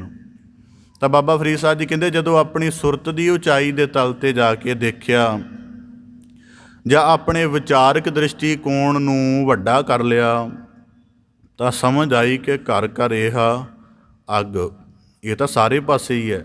ਹੁਣ ਕੁਦਰਤੀ ਬੰਦੇ ਦੀ ਦ੍ਰਿਸ਼ਟੀ ਹੈ ਜੀਵਨ ਦੇ ਵਿੱਚ। ਬਾਬਾ ਫਰੀਦ ਸਾਹਿਬ ਜੀ ਕਹਿੰਦੇ ਮੁਝ ਕੂ, ਕਹਿੰਦੇ ਜਦੋਂ ਤੱਕ ਮੈਨੂੰ ਇਹ ਲੱਗਦਾ ਸੀ ਹੁਣ ਜਿਹੜਾ ਜੀਵਨ ਦੇ ਵਿੱਚ ਕਈ ਬੰਦਿਆਂ ਦੇ ਜੀਵਨ ਜ਼ਿਕਰ ਮਿਲਦਾ ਹੈ ਆਹ ਸਾਰੇ ਦੁੱਖ ਮੈਨੂੰ ਹੀ ਲੱਗੇ ਹੋਏ ਹਨ। ਮੈਂ ਇੱਕ ਦਫਾ ਹੈਰਾਨ ਹੋ ਗਿਆ, ਕਈ ਵਾਰੀ ਬੰਦੇ ਜੀਵਨ ਦੇ ਵਿੱਚ ਇੱਕ ਦੋ ਦਫਾ ਆਪਰੇਸ਼ਨ ਹੋ ਜਾਣ ਨਾ ਤਾਂ ਉਹ ਜ਼ਿੰਦਗੀ ਭਰ ਉਹਦੀ ਰੋਸ ਕਰਦਾ ਰਹਿੰਦਾ। ਮੈਨੂੰ ਜ਼ਿੰਦਗੀ 'ਚ ਕੋਈ ਐਸਾ ਬੰਦਾ ਵੀ ਮਿਲਿਆ ਜਿਹਦੀ 23 ਸਰਜਰੀਆਂ ਹੋਈਆਂ ਸਨ, ਸਾਰਾ ਸਰੀਰ ਵਿੰਨਿਆ ਹੋਇਆ। ਮੈਂ ਬੜਾ ਹੈਰਾਨ ਹੋਇਆ। ਇਸ ਕਰਕੇ ਬਾਬਾ ਫਰੀਦ ਸਾਹਿਬ ਜੀ ਕਹਿੰਦੇ ਜਦੋਂ ਤੱਕ ਬੰਦਾ ਆਪਣੇ ਦੁੱਖ ਦੀ ਲਿਮੀਟੇਸ਼ਨ ਵਿੱਚ ਜਿਉਂਦਾ ਹੈ ਔਰ ਆਪਣੇ ਇੰਡੀਵਿਜੂਅਲ ਨੂੰ ਪ੍ਰਮੁੱਖ ਰੱਖਦਾ ਹੈ ਕਿ ਇਹ ਬਿਪਤਾ ਮੈਂ ਹੀ ਸਾਂਭਣੀ ਹੈ, ਕਿ ਇਹ ਮੈਨੂੰ ਪਈ ਹੈ, ਦੁਨੀਆ 'ਚ ਕਿਸੇ ਹੋਰ ਨੂੰ ਨਹੀਂ ਪਈ, ਤਾਂ ਬਾਬਾ ਫਰੀਦ ਸਾਹਿਬ ਜੀ ਕਹਿੰਦੇ ਦੁੱਖ ਦੀ ਲਿਮੀਟੇਸ਼ਨ ਦੇ ਵਿੱਚ ਆਪਣੇ ਆਪ ਨੂੰ ਇਹ ਜਾਣਨਾ ਕਿ ਇਹ ਬਿਪਤਾ ਮੈਨੂੰ ਹੀ ਪਈ ਹੈ। ਬਾਬਾ ਫਰੀਦ ਸਾਹਿਬ ਜੀ ਕਹਿੰਦੇ ਇਹ ਦੁੱਖ ਦੀ ਈਗੋ ਹੈ। ਜਗਤ ਸਮੁੱਚੇ ਦੇ ਵਿੱਚ ਹੀ ਦੁੱਖ ਵਿਆਪਕ ਹੈ। ਅਤੇ ਜੇ ਬੰਦਾ ਇਹ ਸਮਝੇ, ਜਿਵੇਂ ਕਈ ਬੰਦਿਆਂ ਹੁਣ, ਕਿਉਂਕਿ ਹਰੇਕ ਦੇ ਜੀਵਨ ਦੇ ਹਾਲਾਤ ਇੱਕੋ ਜਿਹੇ ਨਹੀਂ ਹਨ, ਹਰੇਕ ਦੇ ਦੁੱਖ ਦਾ ਸਿਲਸਿਲਾ ਵੀ ਇੱਕੋ ਜਿਹਾ ਨਹੀਂ ਹੈ, ਹਰੇਕ ਦੀ ਚਿੰਤਾ ਵੀ ਇੱਕੋ ਜਿਹੀ ਨਹੀਂ ਹੈ, ਪਰ ਕਈ ਬੰਦੇ ਮਿਲਣਗੇ ਜੀ ਆਹ ਬਿਪਤਾ ਜੇ ਕਿਤੇ ਤੁਹਾਡੇ 'ਤੇ ਪੈਂਦੀ ਹੈ ਨਾ ਤਾਂ ਫਿਰ ਤੁਹਾਨੂੰ ਪਤਾ ਲੱਗਦਾ। ਫਿਰ ਬਾਬਾ ਫਰੀਦ ਸਾਹਿਬ ਜੀ ਕਹਿੰਦੇ ਜਿਹੜਾ ਇੰਜ ਦੇ ਵਾਕ ਕਹਿਣਾ ਨਾ ਇਹ ਦੁੱਖ ਦੀ ਈਗੋ ਪੈਦਾ ਕਰਦਾ ਹੈ। ਅਤੇ ਦੁੱਖ ਦਾ ਮਤਲਬ ਹੈ ਕਿ ਤੁਸੀਂ ਕਿਸੇ ਵੱਡੇ ਨੇਮ ਵਿੱਚ ਢਲ ਕੇ ਉਹਦਾ ਅਨੁਭਵ ਕਮਾਓ ਤਾਂ ਕਿ ਤੁਹਾਨੂੰ ਜੀਵਨ ਦੇ ਵਿੱਚ ਦੁੱਖ ਦੀ ਸਹੀ ਪਛਾਣ ਹੋ ਸਕੇ। ਹੁਣ ਬਾਬਾ ਫਰੀਦ ਸਾਹਿਬ ਜੀ ਆਖਦੇ ਹਨ, ਫਰੀਦਾ ਮੈਂ ਜਾਣਿਆ ਦੁੱਖ ਮੁਝ ਕੂ, ਮੈਂ ਜਾਣਿਆ ਕਿ ਮੈਨੂੰ ਹੈ। ਕਹਿੰਦੇ ਪਰ ਦੁੱਖ ਸਬਾਇਆ ਜੱਗ। ਕਹਿੰਦੇ ਹੁਣ ਇਹਦੀ ਬੜੀ ਦ੍ਰਿਸ਼ਟੀ ਲੰਬੀ ਬਣਦੀ ਹੈ। ਮੈਂ ਕੁਦਰਤੀ ਸੋਚਿਆ ਸੀ ਵਿਚਾਰ ਦੇ ਅੰਤਰਗਤ ਇਹ ਸਲੋਕ ਅੱਜ ਨਾ ਆਵੇ, ਪਰ ਆ ਗਿਆ ਬਾਬਾ ਫਰੀਦ ਸਾਹਿਬ ਜੀ ਕਹਿੰਦੇ ਫਰੀਦਾ ਮੈਂ ਜਾਣਿਆ ਦੁੱਖ ਮੁਝ ਕੂ। ਇਹਦਾ ਭਾਵ ਇਕੱਲੀ ਬਾਬਾ ਫਰੀਦ ਸਾਹਿਬ ਜੀ ਦੀ ਭਗਤੀ ਅਵਸਥਾ ਦੇ ਨੁਕਤੇ ਤੋਂ ਹੀ ਵਾਚਾਂਗੇ ਕਿ ਬਾਬਾ ਫਰੀਦ ਸਾਹਿਬ ਜੀ ਕਹਿੰਦੇ ਭਗਤੀ ਮਾਰਗ 'ਤੇ ਚੱਲ ਪਏ ਆ, ਕਿੰਨੀ ਜ਼ਿੰਦਗੀ ਬਤੀਤ ਹੋ ਗਈ ਹੈ ਸਾਧਨਾ ਕਰਦਿਆਂ ਕਰਦਿਆਂ। ਅੱਜ ਵੀ ਥੋੜ੍ਹੀ ਬਹੁਤੀ ਜਿਹੜੀ ਹੈ ਜੀਵਨ ਦੇ ਵਿੱਚ ਵਾਸਨਾ ਜਾਂ ਜੀਵਨ ਦੇ ਵਿੱਚ ਮਾਇਆ ਦੀ ਭਟਕਣ ਜਾਂ ਮਨ ਦੇ ਫੁਰਨੇ ਬਾਕੀ ਹਨ। ਤਾਂ ਕਹਿੰਦੇ ਮੈਨੂੰ ਸਮਝ ਆਈ ਕਿ ਇੰਨਾ ਚਿਰ ਮੈਨੂੰ ਯਤਨ ਕਰਦਿਆਂ ਨੂੰ ਹੋ ਗਿਆ, ਮੇਰੀ ਤਾਂ ਦੁੱਖ ਅਜੇ ਤੱਕ ਸੋਲਵ ਨਹੀਂ ਹੋਇਆ, ਅਜੇ ਵੀ ਵਾਸਨਾ ਜਾਂ ਹੋਰ ਭਟਕਣ ਬਣੀ ਹੋਈ ਹੈ। ਬਾਬਾ ਫਰੀਦ ਸਾਹਿਬ ਜੀ ਕਹਿੰਦੇ ਪਹਿਲਾਂ ਇਕੱਲਾ ਮੈਨੂੰ ਇਹੀ ਲੱਗਦਾ ਸੀ, ਕਹਿੰਦੇ ਬਾਅਦ ਦੇ ਵਿੱਚ ਆਇਆ ਕਿ ਉੱਚਾ ਚੜ੍ਹ ਕੇ ਦੇਖਿਆ। ਕਹਿੰਦੇ ਫਿਰ ਜੀਵਨ ਦੇ ਵਿੱਚ ਦੇਖਿਆ ਕਿ ਤੂੰ ਤਾਂ ਇਸ ਗੱਲ ਤੋਂ ਘਬਰਾ ਰਿਹਾ ਕਿ ਭਗਤੀ ਮਾਰਗ 'ਤੇ ਚੱਲਣ ਦੇ ਬਾਵਜੂਦ ਵੀ ਇੰਨੇ ਸਾਲ ਚੱਲ ਕੇ ਜੇ ਥੋੜ੍ਹੀ ਬਹੁਤੀ ਕੋਈ ਬਹੁਤ ਘੱਟ ਪ੍ਰਤੀਸ਼ਤ ਮਾਤਰਾ ਵਾਸਨਾ ਦੀ ਰਹਿ ਗਈ ਹੈ ਅਤੇ ਤੂੰ ਇਸ ਗੱਲ ਦਾ ਦੁੱਖ ਮਨਾ ਰਿਹਾ।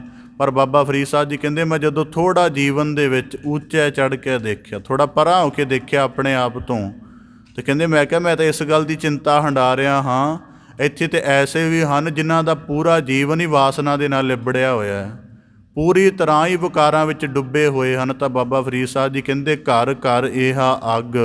ਕਹਿੰਦੇ ਫਿਰ ਇਸ ਗੱਲ ਦੀ ਸਮਝ ਆਈ ਕਿ ਇਹਦੇ ਨਾਲ ਤਾਂ ਸਾਰਾ ਸੰਸਾਰ ਧੁੱਖ ਰਿਹਾ। ਹੁਣ ਕੁਦਰਤੀ ਇਹ ਨੁਕਤਾ ਤਾਰਜ ਕੀਤਾ ਹੈ, ਕਿਉਂਕਿ ਇਸ ਸਲੋਕ ਦੇ ਸੰਬੰਧ ਵਿੱਚ ਕਈ ਵਾਰੀ ਜਿਹੜਾ ਬੰਦੇ ਦਾ ਇਤਰਾਜ਼ ਭਾਵ ਸਾਹਮਣੇ ਆ ਜਾਂਦਾ।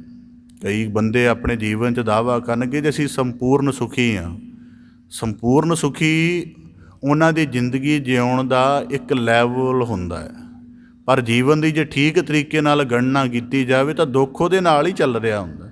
ਇਸ ਕਰਕੇ ਬਾਬਾ ਫਰੀਦ ਸਾਹਿਬ ਜੀ ਕਹਿੰਦੇ ਉੱਚਾ ਚੜ੍ਹ ਕੇ ਦੇਖਿਆ ਤਾਂ ਘਰ ਘਰ ਇਹ ਅੱਗ। ਹੁਣ ਕੁਦਰਤੀ ਇਸ ਗੱਲ ਦਾ ਸਾਨੂੰ ਰੋਜ਼ ਹੀ ਅਨੁਭਵ ਹੁੰਦਾ ਹੈ। ਆਪਣਾ ਦੁੱਖ ਦੱਸੋ, ਅਗਲਾ ਤੁਹਾਨੂੰ 3-4 ਦੱਸੇਗਾ ਆਪਣੇ। ਹੁਣ ਕੁਦਰਤੀ ਹੈ, ਆਪਣਾ ਕਦੀ ਇੱਕ ਦੱਸ ਕੇ ਦੇਖੋ ਕਿਸੇ ਨੂੰ, ਅਵਲ ਤਾਂ ਪਹਿਲੀ ਗੱਲ ਦੱਸਦਾ ਨਹੀਂ ਬੰਦਾ। ਜੇ ਦੱਸ ਦਵੇ ਫਿਰ ਤੁਹਾਡਾ ਦੁੱਖ 3-4 ਮਿੰਟ ਸੁਣਿਆ ਜਾਏਗਾ, ਅਗਲਾ 15-20 ਮਿੰਟ ਸੁਣਾਏਗਾ। ਇਸ ਕਰਕੇ ਬਾਬਾ ਫਰੀਦ ਸਾਹਿਬ ਜੀ ਕਹਿੰਦੇ ਜੀਵਨ ਦੇ ਵਿੱਚ ਇਸ ਪੱਖ ਵਿੱਚੋਂ ਵੀ ਨਿਕਲ ਜਾਓ ਕਿ ਇਹ ਦੁੱਖ ਮੈਨੂੰ ਹੀ ਆਇਆ ਹੈ। ਜੀਵਨ ਦੇ ਵਿੱਚ ਕਦੀ ਗਹਿਰਾਈ ਦੇ ਤਲ 'ਤੇ ਵਾਚਣਾ ਹੋਵੇ। ਔਰ ਸਭ ਤੋਂ ਵੱਡੀ ਗੱਲ, ਬੰਦੇ ਅਚੇਤ ਰਹਿੰਦੇ ਨੇ। ਅਚੇਤ ਰਹਿਣ ਵਾਲੇ ਬੰਦੇ ਕਦੇ ਜੀਵਨ ਦੇ ਮੀਨਿੰਗ ਨੂੰ ਨਹੀਂ ਲੱਭ ਸਕਦੇ। ਬੰਦੇ ਕਈ ਦਫਾ ਦੇਖਿਆ ਸਾਰੀ ਜ਼ਿੰਦਗੀ ਹਸਪਤਾਲ 'ਚ ਬਤੀਤ ਹੋ ਗਈ ਹੈ, ਕਿਸੇ ਪੱਖ ਦਾ ਅਨੁਭਵ ਨਹੀਂ ਹੈ ਕੋਲ, ਵੀ ਦੇਹ ਦੀ ਅਮੋਲਕਤਾ ਦਾ ਹੀ ਅਨੁਭਵ ਹੋਵੇ, ਪ੍ਰਾਣ ਕਿਰਿਆ ਦਾ ਹੋਵੇ, ਕੁਝ ਨਹੀਂ ਹੈ। ਤਾਂ ਬਾਬਾ ਫਰੀਦ ਸਾਹਿਬ ਜੀ ਆਖਦੇ ਹਨ ਉੱਚਾ ਚੜ੍ਹ ਕੇ ਦੇਖਿਆ। ਇਸ ਕਰਕੇ ਜੀਵਨ 'ਚ ਕਦੇ ਨਾ ਰਹਿਣਾ ਕਿ ਸਾਰੇ ਦੁੱਖ ਮੇਰੀ ਝੋਲੀ 'ਚ ਹੀ ਪਏ ਨੇ। ਬਾਬਾ ਫਰੀਦ ਸਾਹਿਬ ਜੀ ਨੇ ਇਹ ਸ਼ਲੋਕ ਤਾਂ ਕਿਹਾ ਵੀ ਦੁੱਖ ਮੁਝ ਕੂ। ਇੱਕ ਟਾਈਮ 'ਤੇ ਬੰਦੇ ਨੂੰ ਲੱਗਦਾ, ਹਰੇਕ ਬੰਦੇ ਨੂੰ, ਕਿ ਇਹ ਮੇਰੇ ਨਾਲ ਹੀ ਵਾਪਰਿਆ ਹੈ। ਪਰ ਬਾਬਾ ਫਰੀਦ ਸਾਹਿਬ ਜੀ ਕਹਿੰਦੇ ਜੇ ਤੈਨੂੰ ਇਹ ਵੀ ਲੱਗਦਾ ਤਾਂ ਵੀ ਠੀਕ ਹੈ। ਘੱਟੋ ਘੱਟ ਤੇਰੀ ਦ੍ਰਿਸ਼ਟੀ ਤਾਂ ਡਿਵੈਲਪ ਹੋਈ ਹੈ ਕਿ ਤੈਨੂੰ ਲੱਗਦਾ। ਅਤੇ ਹੁਣ ਜੇ ਤੈਨੂੰ ਨਿਵੇਕਲੀ ਕਿਸਮ ਦਾ ਦੁੱਖ ਮਿਲਿਆ ਹੈ ਤਾਂ ਇਹਦਾ ਮਤਲਬ ਹੈ ਕਿ ਤੇਰਾ ਅਨੁਭਵ ਵੀ ਨਿਵੇਕਲੀ ਕਿਸਮ ਦਾ ਹੋਏਗਾ। ਹੁਣ ਦੁਨੀਆ ਦੇ ਵਿੱਚ ਆਮ ਬੰਦਿਆਂ ਕੋਲ ਸਰੀਰ ਦੀ ਪੀੜ ਦਾ ਜ਼ਿਕਰ ਹੈ, ਪਰਿਵਾਰਕ ਜਿਹੜੀਆਂ ਮੁਸ਼ਕਲਾਂ ਨੇ ਉਹਦਾ ਜ਼ਿਕਰ ਹੈ, ਜਾਂ ਕੁਦਰਤੀ ਜਿਹੜੇ ਸੰਬੰਧੀਆਂ ਨਾਲ ਤਣਾਅ ਚੱਲ ਰਹੇ ਨੇ ਉਹਨਾਂ ਦਾ ਜ਼ਿਕਰ ਹੈ। ਇਹੀ ਜ਼ਿਕਰ ਹੈ ਨਾ ਸਾਰੀ ਜਿੰਨੀ ਹਿਊਮਨਿਟੀ ਚੱਲ ਰਹੀ ਹੈ।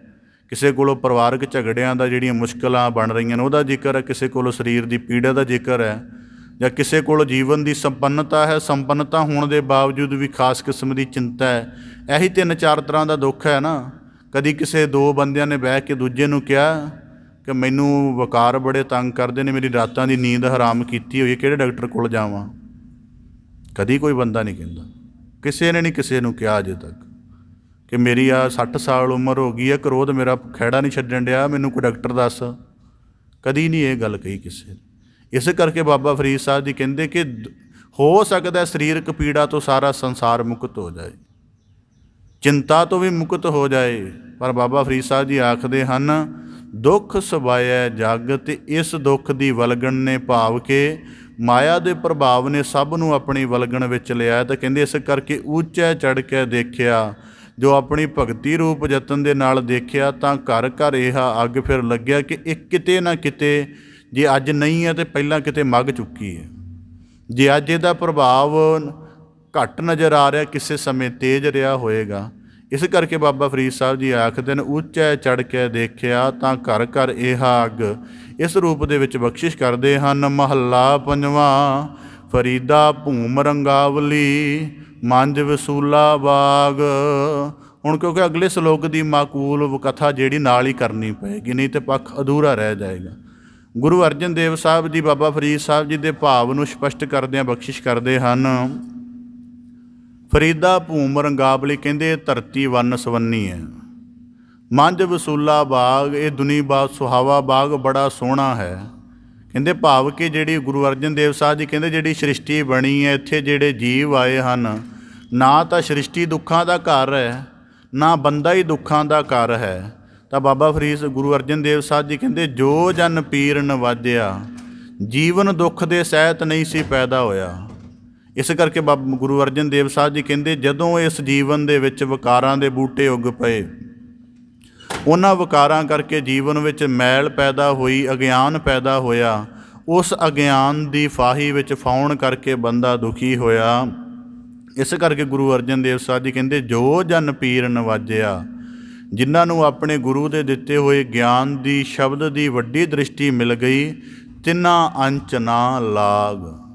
ਆ ਜਿਹੜੀ ਮਾਨਸਿਕ ਪੀੜਾਵਾਂ, ਸਰੀਰਕ ਕਸ਼ਟ, ਜਾਂ ਇਸੇ ਤਰ੍ਹਾਂ ਕਿ ਵਿਕਾਰੀ ਕਿਸਮ ਦਾ ਜਿਹੜਾ ਗਿਰਾਵਟ ਭਰਿਆ ਜੀਵਨ ਹੈ, ਪਾਵਕ ਲਹਿਰਾਂ ਵਰਗਾ, ਗੁਰੂ ਅਰਜਨ ਦੇਵ ਸਾਹਿਬ ਜੀ ਕਹਿੰਦੇ ਉਹਨਾਂ ਦੇ ਨੇੜੇ ਵੀ ਨਹੀਂ ਜਾਂਦਾ ਜੋ ਜਨ ਪੀਰ ਨਵਾਜਿਆ। ਇਸ ਕਰਕੇ ਦੁੱਖ ਦੀ ਵਲਗਣ ਵਿੱਚ ਸੰਸਾਰ ਹੈ। ਕਿਸੇ ਦਫਾ ਕਿਸੇ ਨੇ ਕੀਤਾ ਸੀ ਇਤਰਾਜ਼ ਮੇਰੇ ਸਨਮੁਖ ਜੀ, ਗੁਰੂ ਨਾਨਕ ਦੇਵ ਸਾਹਿਬ ਜੀ ਨੇ ਕਿਹਾ ਕਿ ਨਾਨਕ ਦੁਖੀਆ ਸਭ ਸੰਸਾਰ। ਕਹਿੰਦਾ ਮੇਰੇ ਨਾਲ ਚੱਲੋ, ਤੁਹਾਨੂੰ ਸੈਂਕੜੇ ਬੰਦੇ ਮਿਲਾ ਦੇਵਾਂਗਾ ਜਿਨ੍ਹਾਂ ਦੇ ਜੀਵਨ 'ਚ ਇੱਕ ਦੁੱਖ ਨਹੀਂ ਹੈ, ਇੱਕ ਚਿੰਤਾ ਨਹੀਂ ਹੈ। ਐਸੇ ਕਹਿੰਦਾ ਤੁਹਾਨੂੰ ਸੰਪੰਨ ਬੰਦੇ ਮਿਲਾ ਦਿਆਂਗਾ। ਫਿਰ ਇਸ ਬਾਣੀ ਦਾ ਮੀਨਿੰਗ ਕੀ ਬਣਦਾ? ਕਹਿੰਦਾ ਮੇਰੇ ਨਜ਼ਰ 'ਚ ਬੰਦੇ ਨੇ, ਬੜਾ ਪੜ੍ਹਿਆ ਲਿਖਿਆ ਬੰਦਾ ਸੀ। ਤਾਂ ਕੁਦਰਤੀ ਮੈਂ ਕਿਹਾ ਜੇ ਤੁਸੀਂ ਬਾਣੀ ਨੂੰ ਗਹਿਰਾਈ ਦੇ ਤਲ 'ਤੇ ਦੇਖਿਆ ਹੁੰਦਾ ਤਾਂ ਹੋ ਸਕਦਾ ਤੁਹਾਨੂੰ ਸਮਝ ਗਹਿਰੀ ਆ ਜਾਂਦੀ। ਗੁਰੂ ਸਾਹਿਬ ਜੀ ਨੇ ਸ਼ਬਦ ਵਰਤਿਆ ਸਭ ਸੰਸਾਰ, ਕਿ ਜਿਹੜਾ ਬੰਦਾ ਸੰਸਾਰ ਦੇ ਤਲ 'ਤੇ ਜੀ ਰਿਹਾ ਹੈ ਉਹ ਦੁੱਖ ਦੇ ਤਲ 'ਤੇ ਹੀ ਹੈ। ਹੁਣ ਇਹਦਾ ਮਤਲਬ ਇਹ ਥੋੜ੍ਹਾ ਕਿ ਜਿਹੜਾ ਭਗਤ ਹੈ ਉਹਨੂੰ ਕਦੇ ਬੁਖਾਰ ਨਹੀਂ ਚੜ੍ਹਦਾ ਜਾਂ ਸੱਟ ਨਹੀਂ ਲੱਗਦੀ, ਲੱਗਦੀ ਤਾਂ ਉਹਨੂੰ ਵੀ ਹੈ, ਪਰ ਉਹ ਦੇਹ ਤੋਂ ਅਤੀਤ ਹੋ ਗਿਆ, ਉਹ ਮਨ ਦੀਆਂ ਛੋਟੀਆਂ ਹਾਲਤਾਂ ਤੋਂ ਅਤੀਤ ਹੋ ਗਿਆ। ਇਸ ਕਰਕੇ ਦੁੱਖ ਉਹਦੇ ਲਈ ਦੁੱਖ ਨਹੀਂ ਰਿਹਾ, ਦੁੱਖ ਉਹਦੇ ਲਈ ਅੰਮ੍ਰਿਤ ਬਣ ਗਿਆ ਹੈ। ਇਸ ਕਰਕੇ ਗੁਰੂ ਸਾਹਿਬ ਜੀ ਨੇ ਕਿਹਾ ਕਿ ਸਭ ਸੰਸਾਰ ਦਾ ਮਤਲਬ ਜਿਹੜਾ ਸੰਸਾਰ ਦੇ ਤਲ 'ਤੇ ਹੈ। ਅਤੇ ਆਹ ਦ੍ਰਿਸ਼ਟੀ ਸੰਸਾਰੀ ਦੀ ਹੈ ਕਿ ਦੁੱਖ ਮੈਨੂੰ ਆਇਆ, ਦੂਜੇ ਨੂੰ ਕਿਉਂ ਨਹੀਂ ਆਇਆ, ਜਾਂ ਮੈਨੂੰ ਕਿਉਂ ਆ ਗਿਆ। ਜਿਹੜਾ ਬੰਦਾ ਗਿਆਨ ਵਾਲੀ ਦ੍ਰਿਸ਼ਟੀ ਦਾ ਹੁੰਦਾ ਹੈ ਉਹ ਦੁੱਖ ਦਾ ਸਵਾਗਤ ਕਰਦਾ ਹੈ। ਤਾਂ ਹੀ ਬਾਣੀ ਵਿੱਚ ਵਾਕ ਹੁੰਦਾ ਦੁੱਖ ਦਾਰੂ ਸੁਖ ਰੋਗ ਪਿਆ, ਤਾਂ ਬਾਬਾ ਗੁਰੂ ਅਰਜਨ ਦੇਵ ਸਾਹਿਬ ਜੀ ਕਹਿੰਦੇ ਜੋ ਕਹਿੰਦੇ ਦੁਨੀਆ ਚੰਗੀ ਹੈ, ਜੀਵ ਵੀ ਚੰਗੇ ਹਨ, ਬਸ ਜਦੋਂ ਇਸ ਜੀਵਨ ਦੇ ਵਿੱਚ ਵਿਕਾਰਾਂ ਦਾ, ਮੰਦੇ ਕਰਮਾਂ ਦੇ ਬੂਟੇ ਉੱਗ ਪੈਂਦੇ ਹਨ ਅਤੇ ਉਹ ਕਰਮ ਬੰਦਾ ਖੁਦ ਕਰਦਾ ਹੈ, ਤਾਂ ਗੁਰੂ ਅਰਜਨ ਦੇਵ ਸਾਹਿਬ ਜੀ ਕਹਿੰਦੇ ਫਿਰ ਇਹ ਜੀਵਨ ਦੁੱਖਾਂ ਭਰਿਆ ਹੋ ਜਾਂਦਾ। ਇਸ ਕਰਕੇ ਪਰ ਜੋ ਜਨ ਪੀਰ ਨਵਾਜਿਆ, ਜਿਹੜੇ ਆਪਣੇ ਮੁਰਸ਼ਦ ਦੀ ਕਿਰਪਾ ਦ੍ਰਿਸ਼ਟੀ ਨਾਲ ਨਵਾਜੇ ਗਏ ਹਨ, ਤਿੰਨਾਂ ਅੰਚ ਨਾ ਲਾਗ, ਨਾ ਉਹਨਾਂ ਨੂੰ ਵਿਕਾਰ ਸਤਾਉਂਦੇ ਨੇ, ਨਾ ਉਹਨਾਂ ਨੂੰ ਜੀਵਨ ਦੀ ਕਿਸੇ ਕਿਸਮ ਦੀ ਚਿੰਤਾ ਸਤਾਉਂਦੀ ਹੈ, ਕਿਉਂਕਿ ਉਹਨਾਂ ਨੂੰ ਇੱਕ ਸਮਤਲ ਮਾਰਗ ਉਹਨਾਂ ਦਾ ਗੁਰੂ ਬਖਸ਼ਿਸ਼ ਕਰ ਦਿੰਦਾ ਹੈ। ਭਗਤ ਕਬੀਰ ਸਾਹਿਬ ਜੀ ਦਾ ਸ਼ਲੋਕ ਹੈ ਨਾ ਕਿ ਏਕ ਜੋ ਸਾਧੂ ਕਬੀਰ ਜਮ ਕਾ ਠੇਂਗਾ, ਬੁਰਾ ਹੈ ਉਹ ਨਹੀਂ ਸਹਿਆ ਜਾਏ, ਏਕ ਜੋ ਸਾਧੂ ਮੋਹਿ ਮਿਲਿਓ ਤਿਨ ਲੀਆ ਅੰਚਲ ਲਾਏ। ਕਿ ਜੀਵਨ ਦੇ ਵਿੱਚ ਜੀਵਨ ਹੈ ਬੜਾ ਔਖਾ ਸੀ, ਪਰ ਗੁਰੂ ਕਿਰਪਾ ਨੇ ਬਚਾ ਲਿਆ। ਇਸ ਪ੍ਰਕਾਰ ਬਾਬਾ ਫਰੀਦ ਸਾਹਿਬ ਜੀ ਬਖਸ਼ਿਸ਼ ਕਰਦੇ ਹਨ। ਕਿਰਪਾ ਕਰਨ ਸ਼ਲੋਕਾਂ ਦਾ ਭਾਵ ਉਪਦੇਸ਼ ਸਾਰਿਆਂ ਦੇ ਹਿਰਦੇ ਅੰਦਰ ਵਸ ਜਾਏ ਜੀ, ਸਾਰਿਆਂ ਦਾ ਇੱਥੇ ਆਇਆ ਸਫਲਾ ਹੋਵੇ ਜੀ। ਆਪ ਦੇ ਸਨਮੁਖ ਪਾਵਨ ਬਾਣੀ ਦੀ ਲੜੀਵਾਰ ਵਿਆਖਿਆ ਦਾ ਯਤਨ ਰੱਖਦਿਆਂ ਹੋਈਆਂ ਬੇਅੰਤ ਭੁੱਲਾਂ ਦੀ ਖਿਮਾ ਜਾਚਨਾ ਜੀ। ਬੜੇ ਅਦਬ ਸਹਿਤ ਗੱਜ ਕੇ ਫਤਿਹ ਅਰਜ ਕਰੋ ਜੀ। ਵਾਹਿਗੁਰੂ ਜੀ ਕਾ ਖਾਲਸਾ, ਵਾਹਿਗੁਰੂ ਜੀ ਕੀ